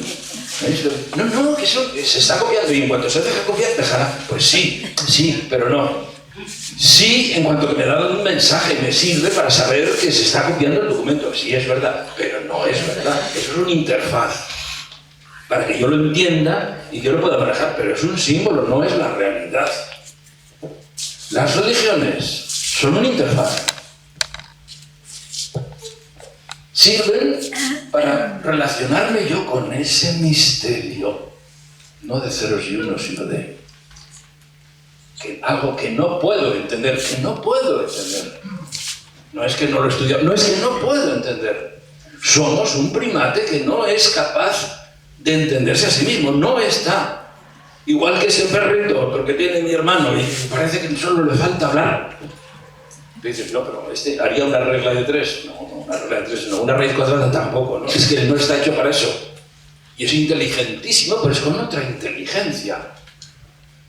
Nosotros somos el ser, por ahora, más inteligente en nuestro tipo de inteligencia, que hay muchas inteligencias, dejamos eso a un lado, pero no estamos capacitados. Y el gran dilema para Freud y para otros decían que el gran problema de la humanidad es la angustia de no saber qué somos, ni de dónde venimos, ni a dónde vamos, ni qué es esto, ni qué es lo que sirve, ni cómo habérmelas yo con las pulsiones, con los valores que hago yo aquí. Esa es la... Entonces, eso que no hemos manejado, lo hemos arreglado creando nosotros, no de fábrica, no vino de IBM, vino de nosotros, el interfaz. Un paradigma nuevo, epistemológico. La religión es cosa nuestra. Es decir, la hemos creado nosotros. No ha venido de arriba. Si yo estoy todavía en el paradigma de que pienso, porque me lo dijeron así siempre, y así lo mamé, y así lo viví, hubiera estado dispuesto a dar mi vida por eso, de que esto viene de arriba, porque fue escrito por Dios, entonces yo no puedo tocar nada, yo no he hecho nada, eso es de Dios. En aquella última reunión todavía yo me acuerdo del ejemplo que dio Monedero, no sé si os acordáis vosotros, que dijo, ¿os acordáis de lo de las tablas de la ley? Que bajó Moisés con las tablas, se las enseñó a nosotros y dije, ya está resuelto el problema de la ética. Ya, y además es la ética de toda la humanidad. Todos van a venir a aprender los valores de la ética del ser humano. Pero los de aquí están los 10 mandamientos, todos están los israelitas, todos así serios, y ninguno se alegraba, hasta que uno dice, es tu letra. Es nuestra letra. Ese chascarrillo hay que ponerlo en algún frontispicio teológico. Ese chascarrillo es muy bueno, es nuestra letra. Todo lo hemos hecho nosotros, claro. Esto lo estoy diciendo así, pero no es porque quiera destruir. Yo, cuando hice el libro de teología del pluralismo religioso, yo me di cuenta que después de poner el ver, al llegar a juzgar, el primer tema que había que tocar es la revelación. Claro, si eso no lo arreglas, si no lo entiendes bien, si no desde varios puntos de vista no vas viendo que efectivamente habíamos inflacionado la revelación y habíamos pensado que era un revelar, correr el velo, por ahí entonces vino Dios y dijo, mira, ahí está todo. Si sigues pensando eso, no puedes dar un paso. Y te vas a morir de pena y de angustia porque no puedes entrar por aquí porque estás petrificado en las piedras de las tablas de la ley. Cuando yo descubro que eso es letra nuestra, entonces ya no voy a ver qué dice Éxodo y Levítico sobre el matrimonio homosexual. Oiga, que no me cite usted Levítico, no me dice usted esto. Yo estoy yendo a Perú los últimos años casi 2 veces al año. Y he pasado en estos años pasados cuando ellos discutieron en el Parlamento el tema del matrimonio homosexual, etcétera, etcétera. Y entonces la derecha religiosa diciendo, no, esto no se puede tratar en el Parlamento. ¿Pero por qué? ¿No somos soberanos? Sí, pero no se puede tratar. Entonces, si no somos soberanos, ¿quién tiene que tratar esto? ¿Quién nos tiene que dar permiso? ¿Trump? ¿O el Vaticano? ¿O quién? No, pues este es un país soberano. No, pero es que eso está dicho ya en el Levítico. Eso es Dios el que lo dijo. Lo hace con buena voluntad, no es mala voluntad. No es que están tratando de vestir con ropaje religioso algunas intenciones socioeconómico-imperialistas, no. Es que piensan así, ¿no? Entonces, analice usted esa moral a la que usted apela para imponernos ahora y privarnos, imponernos una moral y privarnos de decidirla, no es más que la moral de unos beduinos, unos grupos beduinos de hace 33 siglos, que resolvieron esto, oiga, y me quitó el sombrero. Con eso salieron adelante. En aquel momento quizá no vamos a discutir eso, pero eso cumplió su papel. Pero usted no me puede privar a mí, a nuestra sociedad, de decidir, porque ahora nosotros estamos aquí. Si usted piensa que ya lo resolvió Dios con aquellas tablas, pues entonces sí, oiga, estúdielo bien, porque mientras no va a poder dar un paso. Son paradigmas todos que se juntan, que se conectan, y si no das un paso aquí, no puedes dar otro paso por allá. Y si ese es uno de los primeros, si no desbloqueas eso, no desbloqueas lo otro. Entonces, vais viendo, estos son todos los temas que, no, es un salpicado de temas. ¿Dónde estamos ahora y hacia dónde iríamos para aterrizar y concluir, ¿no? Yo veo que hay muchos grupos y estoy admirado de que las comunidades cristianas populares en España son uno de los pocos más avanzados. No es por echarles un farol, digo una flor. No. Luego ya podríamos hacer un concurso a ver dentro del Estado español a ver quiénes están, porque hay las de Zaragoza, las de mi tierra chica, están muy avanzadas, ¿no? Primero hay que respetar a quienes todavía, pues eso, bueno, o sea, yo es que no lo estudié bien, no me leí bien el libro de Lenaers, ni el de Spawn, ni nada, y no me doy cuenta. Y eso del posteísmo a mí me parece una blasfemia. Tranquilo, no pasa nada, no te asustes y además puedes decirlo, no pasa nada, ¿no? Bueno, yo el último que recomendaría es, ¿dónde dejé yo? La poesía que Deme publica en la revista que me dieron el otro día. La he bajado y no la encuentro ahora. Allí está, sí. ¿Me la acercas? Para ver que todos vamos avanzando y que... Bueno, pues yo le dije a Deme, digo, por favor, pásame esto, pero en artículo, en prosa, no en poesía. En prosa y con notas, ¿no? Ateo, gracias a Dios. Deme. Del solo Dios basta teresiano al Dios ha muerto nietzscheano. Hay muchos dioses por medio confundiendo a Dios con la palabra Dios. Esto no lo puede decir cualquiera, esto no se puede decir en una homilía normal, porque se te levanta el público. No, es una broma. Aunque no haya un Dios ahí arriba, que es el título del libro segundo de Spawn, hay muchos dioses aquí abajo. Ateo de muchos dioses, sin dioses ni amos, no hay blasfemia que ofenda, ni ateísmo que niega a ningún dios. Este es uno de los temas fuertes, el posteísmo. Y en general nos cuesta mucho y es normal y no es necesario pasar, pero sí, para cualquier persona que quiera tener empatía con el mundo de hoy, con la crisis de la Iglesia, con la crisis de las religiones, con la crisis, entre comillas, de la fe de los hijos, si no se comporta con este paradigma, lo va a tener muy difícil. No digo que se pase a este paradigma. A mí, después de estudiar esto, puedo decir, no, pues yo realmente cuando rezo, yo prefiero llamarle así como estuviera en el segundo piso, pues vale, ¿de acuerdo? Para tú, pero que tú entiendas que eso es una interfaz, eso es importante. Y cuando entonces mi hijo me dice a los 20 y tantos años que él no cree en Dios, yo personalmente, José María Vigil, le diría, yo tampoco creo en Dios. Porque estoy convencido de que ese chico, esa universitaria que por reflexión interna ha llegado ahí, yo estoy convencido que la conozco y es una persona que tiene sus motivos y su profundidad, y cuando te dice que no cree, tiene detrás unos argumentos, unas experiencias y unos estudios que efectivamente ella no puede creer en Dios, pero no en la divinidad. La divinidad puede, y a lo mejor la siente mucho. La siente tanto como yo o más. Pero Dios no tiene por qué ser una persona. Recuerdo haber discutido esto con teólogos españoles. No. A mí no me quites la persona, el carácter personal de Dios, porque si me quitas eso, me desmontas el kiosco. Yo necesito rezar a una persona. Vale, me quito el sombrero, tú sigue por favor, sigue por ahí.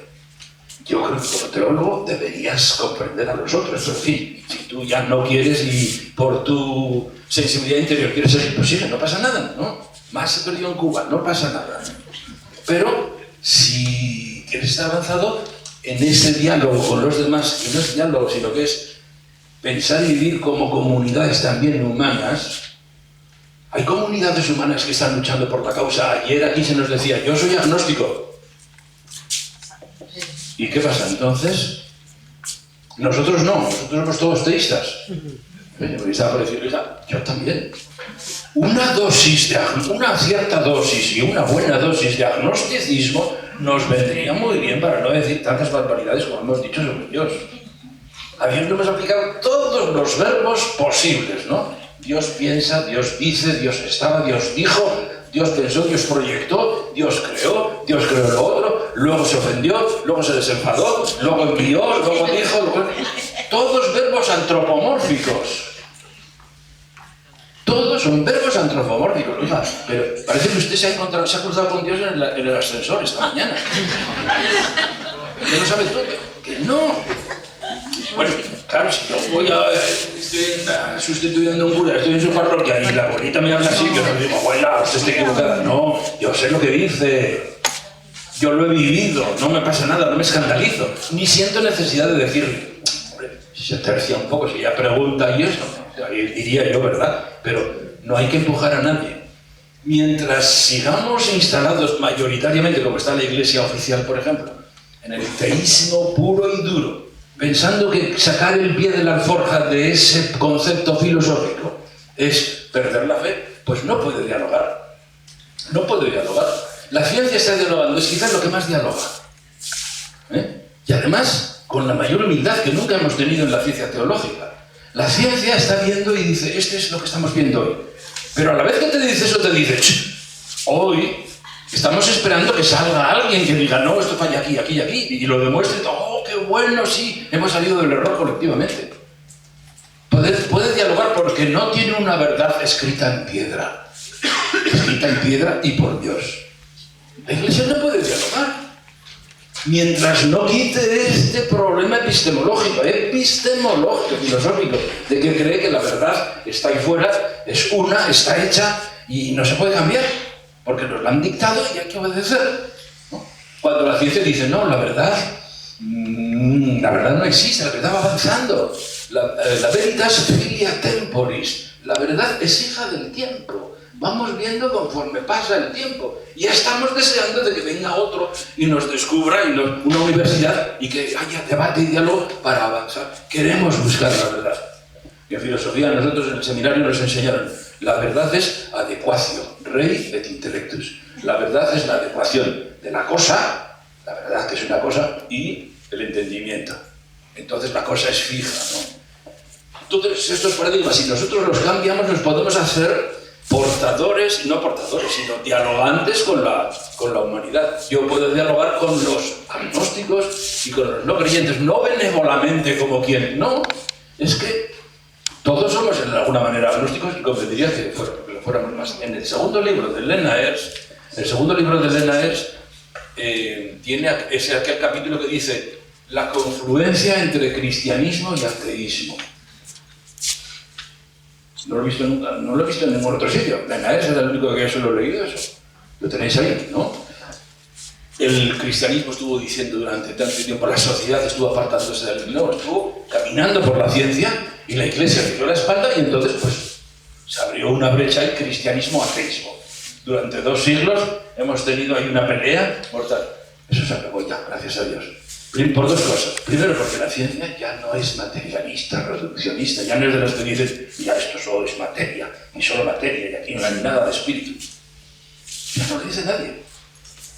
Teilhard de Chardin decía aquello, Teilhard de Chardin, cuanto más estudio la materia, más descubro el espíritu. Y todavía Teilhard de Chardin estaba en 1955, cuando murió, y todavía hablaba de materia y espíritu. Hoy ya no habría que hablar de materia y espíritu. Teilhard de Chardin, muy bien, genial, fantástico, pero un jesuita de 1955. Es decir, que todavía habla de materia y espíritu, de la cristificación de Jesús el Alfa y Omega, y de que la devoción al Sagrado Corazón es la devoción de los últimos tiempos, la maravillosa. 1955. hizo muchísimo más que nadie por avanzar, pero llegó hasta donde llegó. Hoy, Teilhard de Chardin no estaría donde lo consideran muchos de sus seguidores. Él se quedó en aquella parada, pero hoy hubiera salido. Yo no puedo, que no me quiero centrar a Teilhard de Chardin en aquella parada cuando murió. Se bajó del autobús, se quedó allí y pensamos repetir lo que dijo entonces. No, hoy ya no lo dirías. Una cabeza como esa y un corazón y una mística como eso diría mucho más. Entonces concluyo porque veo que me estoy alargando y tenemos que tener el diálogo. Solo diría, ¿dónde estamos y a dónde vamos? Yo creo que el Titanic efectivamente se está hundiendo. O sea, porque es la escena que citamos ya aquella vez, ¿verdad? Titanic, cuando se está hundiendo la cosa, el capitán les llama, les dice, echa el plano, son las 5 cámaras de 7 por 5 por 8 metros, tantos metros cúbicos, por 5 a 5 veces más, está entrando una vía de agua de tantos metros cúbicos por segundo, luego 2 horas y media. Pero ¿nos hundimos o no? Primera pregunta. En latín sería aquello que sería ansit, sí o no, después cómodo sí, ¿de qué manera será? Entonces aquí la primera pregunta, ¿nos hundimos o no? Y el señor aquel que había estado allí, que sabía de la construcción del barco, dice, sí, no hay remedio. La segunda pregunta, ¿cuánto tiempo? Y me dijo, 2 horas y media. Bueno, pues esto van a ser 2 horas y media, porque son 2 siglos y medio, o 100 años, o qué sé yo, pero esto va muy rápido, ¿eh?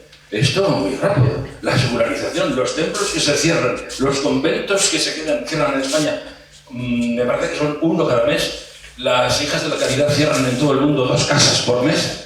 Y nada, pues ya un montón de iglesias están. Esto va... Cataluña, hace 2 semanas dieron la estadística que es la región más descatolicizada de España, 4% de participación entre los jóvenes. Esto va rápido, ¿no? Yo creo que esto efectivamente se va a acabar. Las comunidades cristianas populares...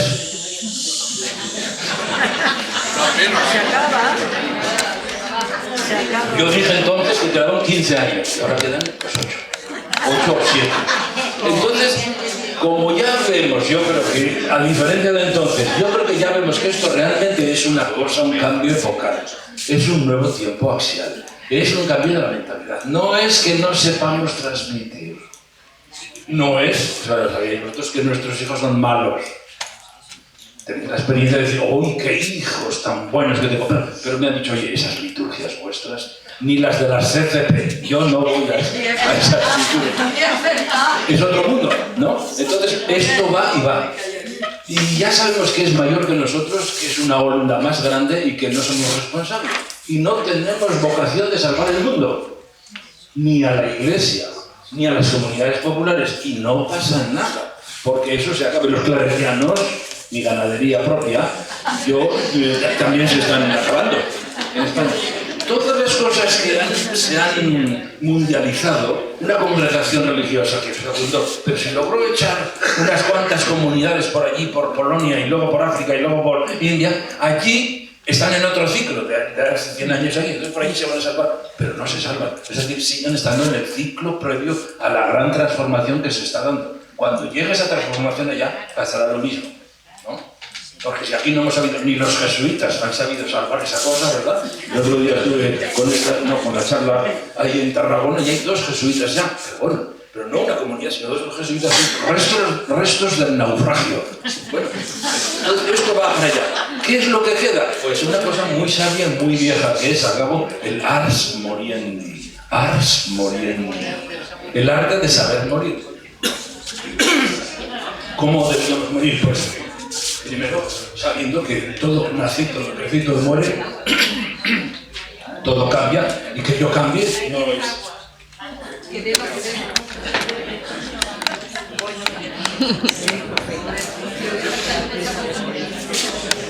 Primero, con optimismo, hemos hecho lo que teníamos que hacer, y somos siervos inútiles. Lo que teníamos que hacer, y a mucha honra. No pasa nada. Segundo, no es que no hayamos sabido, bueno, ciertamente que no podríamos haber hecho mejor, por supuesto, pero es que es otra cosa, hay un ciclo. ¿Por qué no aceptar que viene este ciclo? ¿Por qué no aceptar? ¿Por qué me voy a dar yo coces contra el aguijón, como dice San Pablo, y querer prolongar las religiones? Si las religiones ya no están diciendo nada al hombre y a la mujer moderna, pues el camino sigue por otro sitio. El Titanic se está hundiendo. ¿Qué quieres hacer? Les digo yo a los cardenales. ¿Queremos ser capellanes de la orquesta o nos vamos con la gente que se va? Yo prefiero irme con la gente que se va. Yo ya he dicho al provincial, a mí no me destines a ninguna parroquia, no por rebeldía ni por nada, sino porque es que creo que eso ya no, que se muera solo. Que entierren a sus muertos.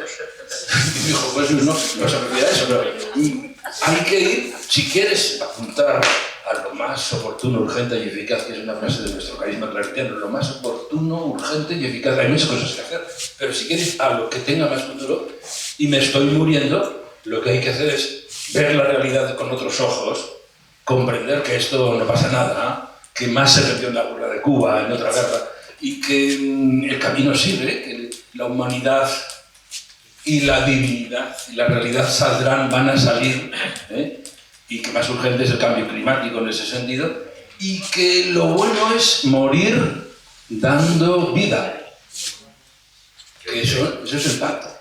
Morir pero de parto. Es decir, morir pero dando vida. Que lo que tenemos, que lo que hemos vivido, que lo mejor que hayamos podido aportar con esta nueva visión, yo estoy orgulloso de ello, prefiero quedar aquí, aun con todas esas cosas que significa de marginación y tal, que ser un gran señor de lo eclesiástico y estar con la venda atada y la mitra puesta hasta los ojos, ¿verdad? Poder entregar lo bueno que hemos vivido y lo bueno que hemos encontrado, porque está pasando, nuestros hijos lo llevan, el camino sigue por ahí. ¿Cuál es el cristianismo? Pues el de esos hijos que dicen que no quieren ninguna liturgia. Ahí está el proyecto de Jesús. Cuando en Canadá te dicen, en el Quebec, una sociedad que era el 98% de ultracatólicos, y se han quedado en 2%, y todas las iglesias vacías, y hay iglesias de restaurantes, hoteles, pero quedan un 4% de iglesias no recicladas, y son unas iglesiazas de unos templos, de esos de piedra de sillería, 3 naves, manzana entera, exenta, edificios exentos, cúpula de bronce. Y dices, bueno, pues esto yo me lo imagino cuando esto se hizo, cuando esto debía estar bien. Toda una sociedad de cristiandad, ultracristiandad, mucho más católicas que España, en los años del nacionalcatolicismo, y ves que ahora todo eso se ha pasado y que la gente no quiere saber nada de la iglesia. ¿Es que se han perdido? No, son gente sensata, están trabajando con los indígenas, con las mujeres, con los emigrantes, Eso es la causa de Jesús, va por otros caminos en las iglesias y en la estructura eclesiástica, no podían, y se va por ahí. Yo tengo que saber ver que eso es la causa de Jesús y que haya una herencia del humanismo cristiano y del evangelio que está siguiendo por ahí. Claro, es menos confortadora para las lentes viejas o las gafas viejas en que yo me fijaba cuántas comuniones y cuántos hemos bautizado.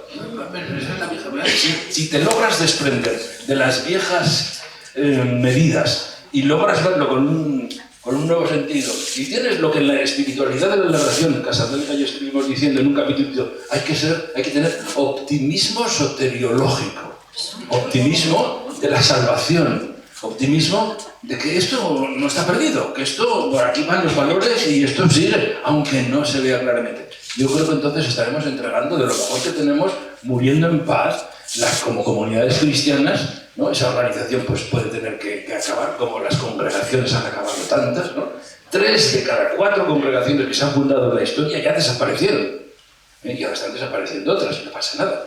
Entonces, continuar, dispuestos a morir los 8 años que nos quedan, no 15, y entregando lo mejor de nosotros mismos, y comulgando con las comunidades humanas, siendo humanos entre los humanos, con esa carga, con ese bagaje, con esa herencia de Jesús, pero abiertos a todos esos nuevos paradigmas, yo creo que eso es por donde podemos seguir caminando hasta ahora. Perdón por el abuso.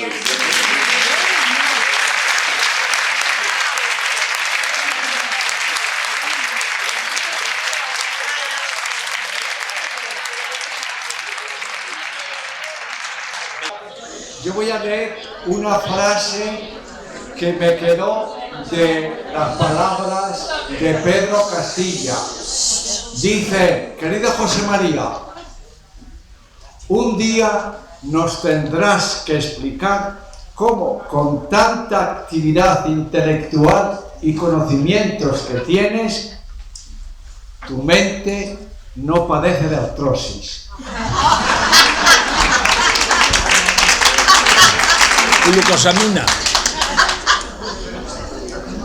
Bueno, pues nos han dicho la organización que tenemos 20 minutos para preguntarle. Bueno, me ha parecido la exposición brillante. Yo querría, sin embargo, decir algo que creo que cualquiera que es lector de la Biblia ha sido y que tiene cierto conocimiento, no hace las interpretaciones brutas, ¿no? de que eso pues es una enseñanza al pie de la letra. Creo que el hombre es imposible que conozca algo si no es a través de las categorías estas del espacio y el tiempo. Y entonces, si hablamos de Dios necesariamente, pues utilizamos un lenguaje humano, no es posible un lenguaje sobre Dios, porque cualquier palabra viene de una idea y la idea es un ídolo de Dios ya. No hagamos ídolos, porque el ídolo siempre nos sitúa en una actitud servil frente a algo que no es Dios y que va a desfigurar la imagen del hombre. Y lo más importante de la vida no es lo que demostramos, es aquello que nos hace transformar nuestra existencia. Entonces, no creo en Dios de una manera cartesiana, pero si hay algo, pues, afectivo que no me engaña, es un riesgo siempre, porque cuando te abandonas a lo que no es racional, pero lo racional también es muy débil en el ser humano. Y pues mire, le puedo decir que algo que me ha gustado mucho, un creyente tiene que tener una buena dosis de agnosticismo, porque creo que es lo que más se puede acercar a la fe. Creo que personas muy seguras son incapaces de variar, de crecer. Tengo varios sobrinos que son ateos y en algunos pues he visto en su biblioteca pues cómo llegar a ser ateo. O sea que hay también un empeño en ciertos ambientes de realizar ese tipo de hombre que no es tampoco el más moderno, pienso. Vale. Fermín. Nos has dicho que duramos aquí 9 años o así. No sé si las religiones o las comunidades o qué. Los sorianos no sé cuánto duraremos. Calculas más o menos. Un poco más. Yo te quería hacer una pequeña comparación. Algunos para durar, que me voy a referir a partidos políticos, unos van un poco, intentan progresar, otros parece que se mantienen y otros están retrocediendo. Me refiero a los partidos de extrema derecha. Y no sé si tienes tú alguna explicación para esto. Para que la gente vaya progresando, la humanidad vaya progresando y sin embargo alguna parte de la humanidad no solo retroceda, sino que suba a los árboles donde se competía y se mataba al que sea para sobrevivir. Vale, dale a María Jesús. María Jesús. Yo voy a ser muy breve. Solo quiero preguntar que aparte del bautismo y de la Eucaristía, lo demás, ¿de dónde han salido los demás sacramentos? Vale. Loles. Cerramos con las 4, después seguimos con las peticiones, Alfonso. Bueno, yo me iba sintiendo a medida que te escuchaba, así como un poco triste de que no sabíamos qué va a pasar de nosotros en esos años que quedan. Pero verdaderamente yo no me siento así. Descubro, o sea, me siento afortunada por descubrir, por quitarme todas esas capas de cebolla que decías tú y por descubrir cosas maravillosas, ¿no? Descubrir que somos, no sé si formamos parte de toda esta energía del universo, somos sobre todo el amor que nos transforma y que transforma el mundo y somos inteligencia y entonces, no sé, que no nos quedemos pena, ¿no? Y en esa decepción de lo que hemos vivido, que es estupendo este tiempo para seguir abriendo nuestra mente.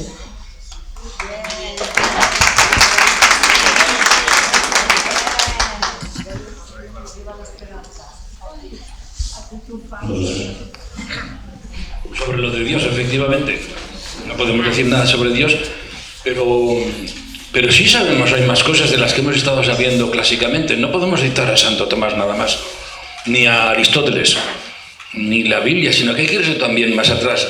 No es el momento de entrar, pero allí en Valencia tuvimos el tema sobre eso, ¿verdad? Me habían pedido eso.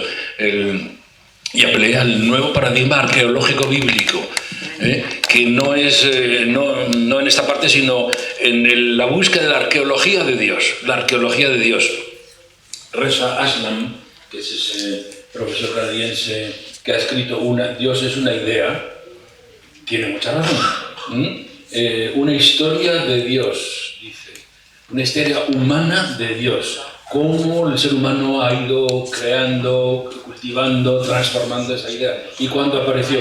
Pues siendo muy breve, veremos que hemos estado muchísimo tiempo sin Dios, que el concepto de Dios no tiene más de 5.000, antes del 5.000, antes de Jesús, al final del Calcolítico, la Edad de Bronce. Hasta entonces habíamos tenido un paradigma cósmico que era todo, solo tenía dos elementos, era horizontal. La naturaleza, mala palabra, la realidad cósmica y nosotros. Y nosotros dentro de ella como un útero materno dador de vida y acogedor en la muerte, porque nacíamos de la Pachamama, nacíamos de la naturaleza y volvemos a ella. Ella es quien nos recoge, ¿no? Todo en una franca unidad religiosa y vital, ¿no? Con el mundo cósmico. No había Dios ahí, no había Teos, no había un señor, no había una señora tampoco. Las Venus, estas no son señoras, no son el Playboy del hombre paleolítico. No, son la divinidad, expresión de la divinidad que es todo, que es femenina, es creadora de vida. No hay ninguna señora, ¿no? Es al final del Paleolítico que empieza cuando vienen las revoluciones Kurgan, vienen a caballo, han domesticado el caballo y piensan que Dios viene caballero, montado.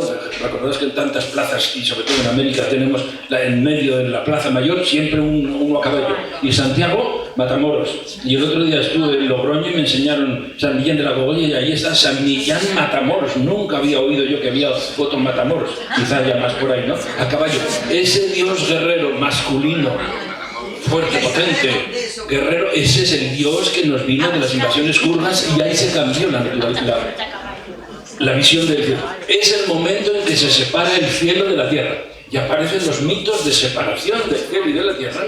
Mitos, narraciones de que un Dios primero separó el cielo de la tierra, como después aparece en el Génesis, la separación de las aguas de arriba y las aguas de abajo y tal, ¿no? En ese momento es cuando el ser humano, en el Calcolítico, empieza a pensar que esto no es así tanto unido, sino que aquí está el poder, aquí viene el Dios guerrero, y es que Dios está en un segundo piso. Ahí empezó, en el 4.500, entre 4.500 y 5.500. Empieza el cielo, que es no naturaleza. No es natural el cielo, esto es natural, esto es material, y esto son cosas manufacturadas, creadas por Dios, no son por tanto divino. El mito de la creación es muy bonito, pero lleva una puñalada por la espalda. Y es que esto tan bonito son cosas creadas por Dios, no son divinas. Esto no es divino, esto es material, y esto es bajo, esto es rastrero, esto es de las malas cosas. Todo lo bueno y lo puro está en el otro piso, y es no material, es espiritual. La primera vez que empezamos a hablar de espíritu. Y ahí está arriba un señor, que es el masculino, muy inteligente, que crea las cosas por la palabra. 2.000 o 3.000 años antes del Génesis. La Biblia ya nació en este paradigma, en que en vez de ser naturaleza y humanos, es naturaleza, humanos y Dios, dividido en tres. Desde entonces lo tenemos nosotros. La Biblia y Israel, por tanto, entran ya en este paradigma y no fueron capaces de romperlo. No avanzaron, no lo unieron, sino que lo heredaron. La Biblia no es todo. Pensamos que el cristianismo no tiene limitaciones, el judeocristianismo no tiene limitaciones, no tiene un punto ciego con la naturaleza, no ha tenido un punto ciego con la mujer, no han tenido un punto ciego con el imperio y el imperialismo, no ha podido tener un punto ciego en la evolución desde lo que hoy sabemos respecto a la concepción de la unidad del cosmos, pues hoy mucha gente piensa que sí, ¿no? Pero en mi libro es el capítulo de las limitaciones del cristianismo, fue el que les tocó más a los obispos en la acusación que le hicieran, ¿no? Entonces, eso es otro capítulo, son harina de otro costal, pero eso os repito, si queréis ver todo lo que yo me gustaría deciros en este momento y transmitiros, si fuera posible, con una simple conexión y pasaros el archivo, es ese artículo que es Naturaleza, Historia, Dios. Ahí está la historia de eso, con bastante bibliografía, digna me parece a mí, de estudiarse y de pensar y descubrir que también el concepto de Dios es una interfaz. Y tiene sus limitaciones y también se puede superar o se puede evolucionar. Y yo puedo ser ambivalente. Igual que puedo particionar mi disco duro y funcionar en uno con Windows y en otro con Mac. O puedo manejar indistintamente, tener dos computadores y saber pasar de uno a otro porque puedo manejar los dos. Igual puedo ser teísta y no teísta. Yo sé que el teísmo lo conozco muy bien, he vivido en él más años que quizá después. Pero no me llato ya y puedo vivir en el otro. A la hora de rezar, cada uno que vaya por donde le inspire, ¿no? Pero llega ese momento en que superadas esas cosas no es una pena. La última pregunta, no es una pena, sino que es una gran apertura. Si se me va ateos, pero resulta que descubro la divinidad. Y descubro que todo es divino. Hasta Jesús. Jesús, más que hijo de Dios, es divino. Como tú y como yo también. Él lo vivió todavía muchísimo más, pero es la misma realidad, como otros, también grandes figuras de otras religiones, y que estamos todos en ese cosmos, en ese útero, en ese seno último, y que ahí nos transfiguramos y vibramos con la naturaleza. No necesito dirigirme a nadie para pedirle nada, ni para adorarle ahí, ni mucho menos en la custodia, sino que es en el mundo entero se nos abre un mundo mucho mejor. Y con este sí que vibra la gente. Y con esto sí que puedes hablar. Porque no tienes que hablar ni de Yahvé ni de nadie, sino que es simplemente la nueva espiritualidad centrada en el cosmos, cosmocentrada, oicocentrada. Los retrocesos históricos también, pues es que son retrocesos históricos. La historia no es lineal.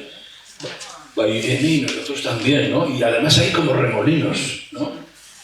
Lo que hay que mirar es la dirección de fondo. Cuando entras en el Amazonas o por aquí el Río Grande de allá del trópico, pues ves por todas partes remolinos y ves que el río va por aquí y luego va por acá, porque el sol, salimos de mañana y estaba allí, pero luego con la barca nos hemos puesto allá y luego, pues ¿por dónde vamos? Bueno, pues bien, el río va por todas direcciones, pero al fin y al cabo el Amazonas desemboca en Belén de Pará, no de Judea, ¿no? Pero desemboca aquí. O sea que por muchas vueltas que dé, la gran corriente va hacia allá. Pues yo creo que con nosotros nos pasa a la vez. Y los sacramentos, bueno, si ya estás seguro, ¿quién hizo la pregunta?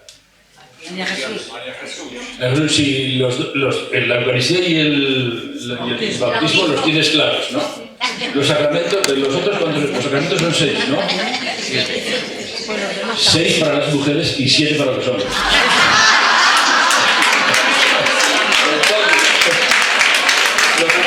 Con eso tienes que mirar el libro de Castillo, los sacramentos de libertad. ¿Qué voy a decir? Que tienes que mirar el libro de Castillo, José María, símbolos de libertad. Ahí están todos los sacramentos. Yo pobre de mí, ¿qué te voy a decir de los otros 4? Pero en cualquier caso, todos de alguna manera salieron de nosotros. Todos han sido creados por la Iglesia. Luego, otra cosa es que después en Trento dijeron, no, vamos a hacer una teología por primera vez de los sacramentos. Entonces hay que ponerle a cada sacramento un origen. ¿Cuándo lo fundó Jesús? Bueno, pues el de la extrema unción. ¿Cuándo fundó Jesús la extrema unción? Pues, no, hay una frase en Filemón que cuando hay un enfermo vayan a ir gracias por esposa y está haciendo. Todo eso se inventó. Hay gente que piensa que la confesión, que es un sacramento, ¿no? Es entre los 6 y los 7 también. La confesión, hay gente que piensa que la fundó ya también Jesús, porque con eso de que era hijo del carpintero, pues ya hizo el modelo de confesionario. Pero no. El confesionario es de hace 4 siglos. El confesionario es de hace 4 siglos, 5, con 30. Es decir, que hemos pasado mucho más tiempo sin confesionario que con confesionario.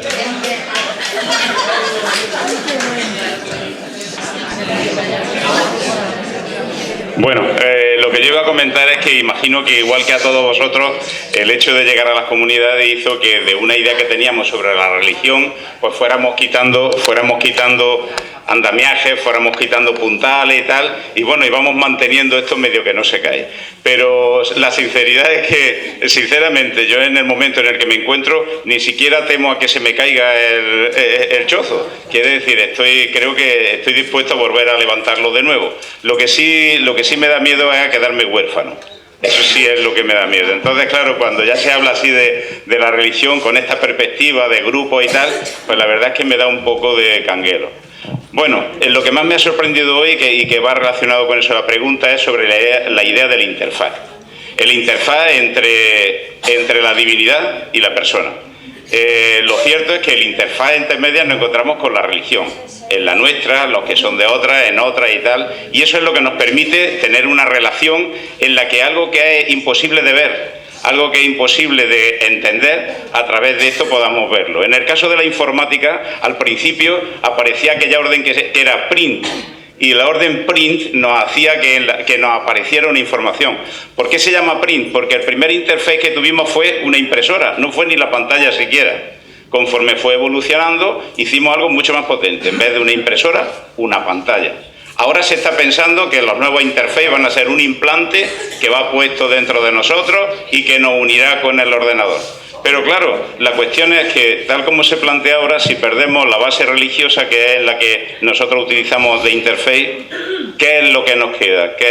¿Cuál es el siguiente puente que existe entre la divinidad y la persona?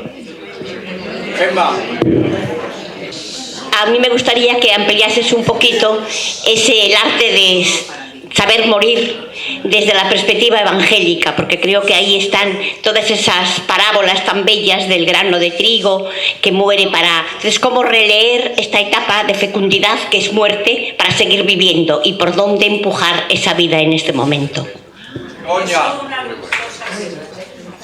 Bueno, yo muchísimas gracias porque me ha encantado no solo el contenido del nuevo paradigma, sino cómo lo dices, cómo lo transmites, la pasión que tienes y, bueno, que nos llega. Creo que has dicho, no sé si te he entendido bien, la teología de la liberación metió a la mujer, porque como las mujeres éramos los pobres, pues entonces ahí estaba dentro, pero no se ha especificado nada más de ella. Ni luego, yo no he entendido, por lo menos nada. Si me pudieras decir algo específico en este nuevo paradigma, y si no, como el cosmos es una comunión de sujetos, nos metemos ahí las mujeres y ya está, no sé, a ver qué me puedes decir de eso.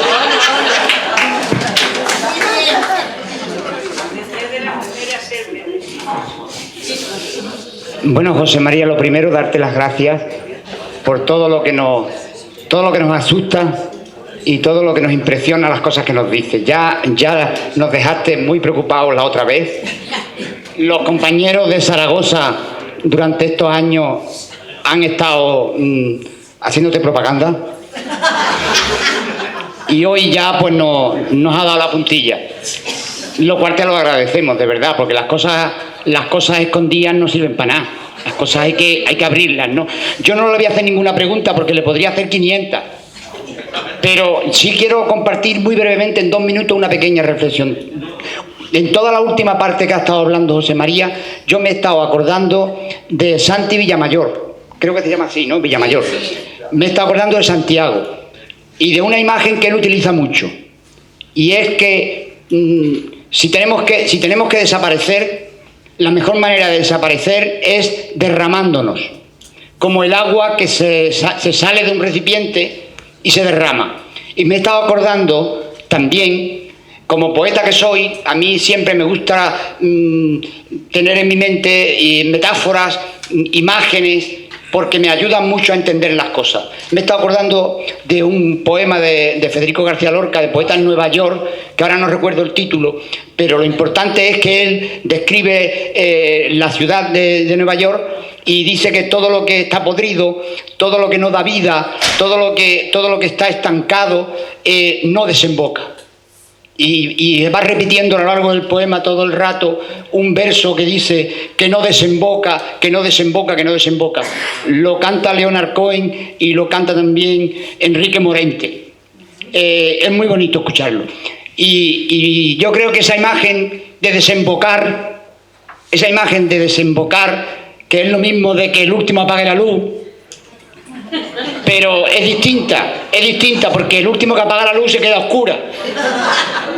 Pero ese río que tiembla cuando llega al mar, ese río que tiembla porque se le acaba, ya no es río, ya se acabó el río y tiembla, pero desemboca.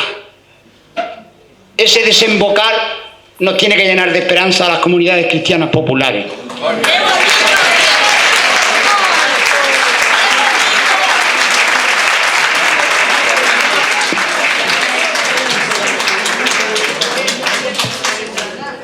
Bueno, yo creo que hay que llamar en un fin de semana próximo, tenéis que llamar a Enma para que haga un desarrollo de todos esos, ¿no?, paradigmas, todas esas reflexiones y parábolas que en el Evangelio nos pueden hablar de enseñar a morir. Yo aquí ahora no podría improvisar eso, pero sí en el espíritu, ¿no?, lo que es lo que hemos dicho.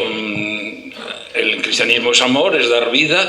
Y por tanto, también cuando morimos damos vida. Si cuando yo me estoy muriendo empleo todo lo mío y todo lo que tengo por dejarlo para los demás y para ayudar a los otros, y aunque sean de otros caminos, que en el fondo es el mismo gran camino, si yo los apoyo siempre, estoy apoyando. Si yo estoy con las comunidades humanas, con todas las que van hacia adelante, no con las comunidades eclesiásticas necesariamente, sino con las comunidades humanas, y trabajamos con ellas, ahí estamos dejando nuestro testimonio, ahí estamos dejando nuestro espíritu, nuestra manera de ver. No es que lo dejaremos, es que lo estamos dejando ya. Y en vuestros hijos está nuestra fe también, ¿no? Ahí ya va quedando. No sabes, es el Evangelio. Dice, ahí es una de las palabras también, cuando dice: el reino de Dios es semejante al campesino que va, siembra y se vuelve a su casa y se echa a dormir. Y ya duerma o ya vele, la semilla sigue creciendo. Todo lo que vas haciendo por la vida, todo lo que vas dejando, tienes que tener fe en lo que haces. Bueno, no a lo tonto, sino porque, o sea, si lo crees, ¿no? Estamos construyendo reino. Como decía el Apocalipsis, opera eorum secuntur illos. Sus obras le van siguiendo a los difuntos, diríamos. No es que sí desembocamos, es una imagen, pero no es que desembocamos solo, es que nos hundimos, somos una ola. La ola es el mar. Mejor quizá que el río, yo me iría a la ola, ¿no? La de Willis Jagger, ¿no? Somos una ola, hemos sido una ola, hemos hecho lo posible, hemos heredado, nos metieron en la cabeza una serie de cosas, en el buen sentido de la palabra, nos hicimos herederos de todo aquello, y somos una generación que lo ha trabajado, porque miren que hemos pasado, somos la generación que más paradigmas hemos cambiado, más maneras de ver, nos ha costado. Entonces hemos hecho un trabajo. Es una manera de ver esta que hace 50 años no te la teníamos, ni hace 30 la podíamos tener. Cosas que hoy estamos viendo nunca las hemos visto antes. Yo me siento ya mayorcito, tengo 73, pero es que ahora me encuentro en el mejor momento en este sentido personal de decir, es que ahora si yo hubiera visto esto hace 20 años, si yo lo hubiera visto hace 30, si yo hubiera podido escribir sobre esto antes, digo, bueno, que me ha dicho el médico que tengo una salud mejor que lo que corresponde a mi edad. Es decir, que esto dura poco, ¿no? Digo, ay, Dios mío, a ver si esto... Bueno, Dios mío, teísticamente hablando. A ver si esto dura. Y poder pasar, eso va pasando, yo estoy feliz, ¿no? Y cuando te encuentras, así como me ha pasado en este fin de semana, que te encuentras personas que te dicen, y que en alguna no las reconoces, y te dicen, pero es que aquello a mí me cambió. Son cosas de esas que dices, esto me paga la vida ya con esto, nunc dimittis domine, me puedes mandar al cielo ya, o a donde sea, porque ya esto me ha hecho feliz, ¿no? Entonces, la apertura es buena y lo miramos todo positivamente. Y somos una ola y la ola sigue. La ola sigue, es el mar. Esa ola se desaparece, pero ese movimiento que ha hecho en todo este movimiento cósmico, esta aceleración de la conciencia, en este planeta que es un planetita y no sabemos qué relación tiene con todo eso, lo poco que nos es dado ver, aquí vemos que hemos hecho lo que teníamos que hacer y estamos felices de ello, y lo que hace falta es que seamos capaces de ver que nuestras comunidades humanas, las comunidades humanas son nuestro propio ámbito, no estamos en comunidades eclesiásticas, no debemos estar en guetos eclesiásticos. Eso no significa que no debamos participar en la iglesia críticamente y positivamente, ¿no? Pero sí que ya nuestro punto de referencia es el mundo, es la humanidad, es el reinado de Dios en el mundo entero. Entonces ha habido un corrimiento, así como hay que hacer opción de clase y hay que hacer conversión de lugar social. Si yo hubiera nacido en las altas cúpulas, hacer opción por los pobres y opción del lugar social, trasladarme, aunque mis padres sean lo que sean, fueran, que no lo son, pues mi sitio es el lugar de los pobres. Eso ha sido una conversión del lugar social, ¿verdad? Esa es una opción de clase. Pues lo mismo hay que hacer una opción por el mundo. Yo ya no me siento hombre de iglesia como me sentía, vamos a ver si me explico, sin que se pueda sacar de contexto. Antes decían, si tú eres un sacerdote tienes que ser un hombre de iglesia, ante todo un hombre de iglesia. Pues lo fui hasta que descubrí la teología de la liberación, en la que me di cuenta que no tenía que ser hombre de iglesia, sino del reino de Dios, de la utopía de Jesús. Y alguna vez la utopía de Jesús le critica a la iglesia, y yo ahí me pongo con la utopía de Jesús. No soy hombre de iglesia, soy hombre del reino. Guerrillero del reino, decía Casaldaliga en uno de sus versos, ¿no? Guerrillero del reino. El guerrillero está dispuesto a hacer cualquier cosa que parece una traición, pero es porque él va por una utopía. Lo de la mujer, sí, claro. Ha quedado claro que la primera vez la teología de la liberación metió a la mujer por el de Rondón, diciendo es una oprimida, luego ya está. No, hay muchísimo más, ¿no? Hay la perspectiva de género. Y eso es harina de otro costal. En América decimos, eso es otros 50 pesos, eso es otra cosa, eso es muy serio, ¿no? Entonces descubrir que no solo es desoprimir a la mujer, sino que es desmachificar, no sé si existe la palabra, ¿no? Desmasculinizar todo, pero todo es todo. Es decir, hasta la Trinidad. El Padre es el Padre, la barba tal cual. El Hijo, no se puede dudar. Hay Jesús, echarlo a un lado y no entremos en ese tema. Jesús, puño y varón. ¿Y la paloma? Bueno, yo no sé, pero habría que mirarlo más de cerca, pero yo creo que es macho. Todo es masculino en la iglesia, ¿no? Todo está dicho desde el principio, y es que estamos desde el primer momento con una losa encima de masculinismo, ¿no? Bueno, pues hoy... ¿La iglesia? Todo no es masculino. No, se nos está diciendo.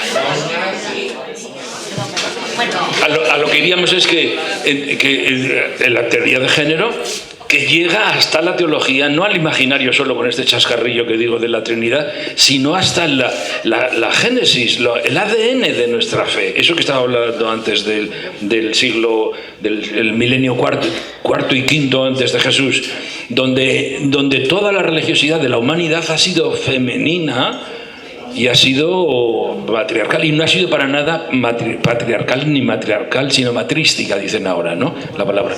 Entonces, que está todo teñido. Yo os invito a leer ese libro, que entonces nos dice, tenemos que marcarlo todo de otra manera. No es solo que la mujer está oprimida, es muchísimo más. Bueno, primeramente pedimos disculpas porque no va a haber más palabras. El tiempo se nos escapa como el agua en una cesta. Pero queremos terminar dando gracias, creo, expresando siempre la alegría, la socarrería aragonesa de José María, que nos ha hecho, dentro de esta seriedad y profundidad, nos ha hecho reír. Le agradecemos su venida a Andalucía, que dice Pedro, bienvenido a esta Andalucía, José María, que es tuya, que tanto te valora, te admira y te quiere. Pues hasta la próxima.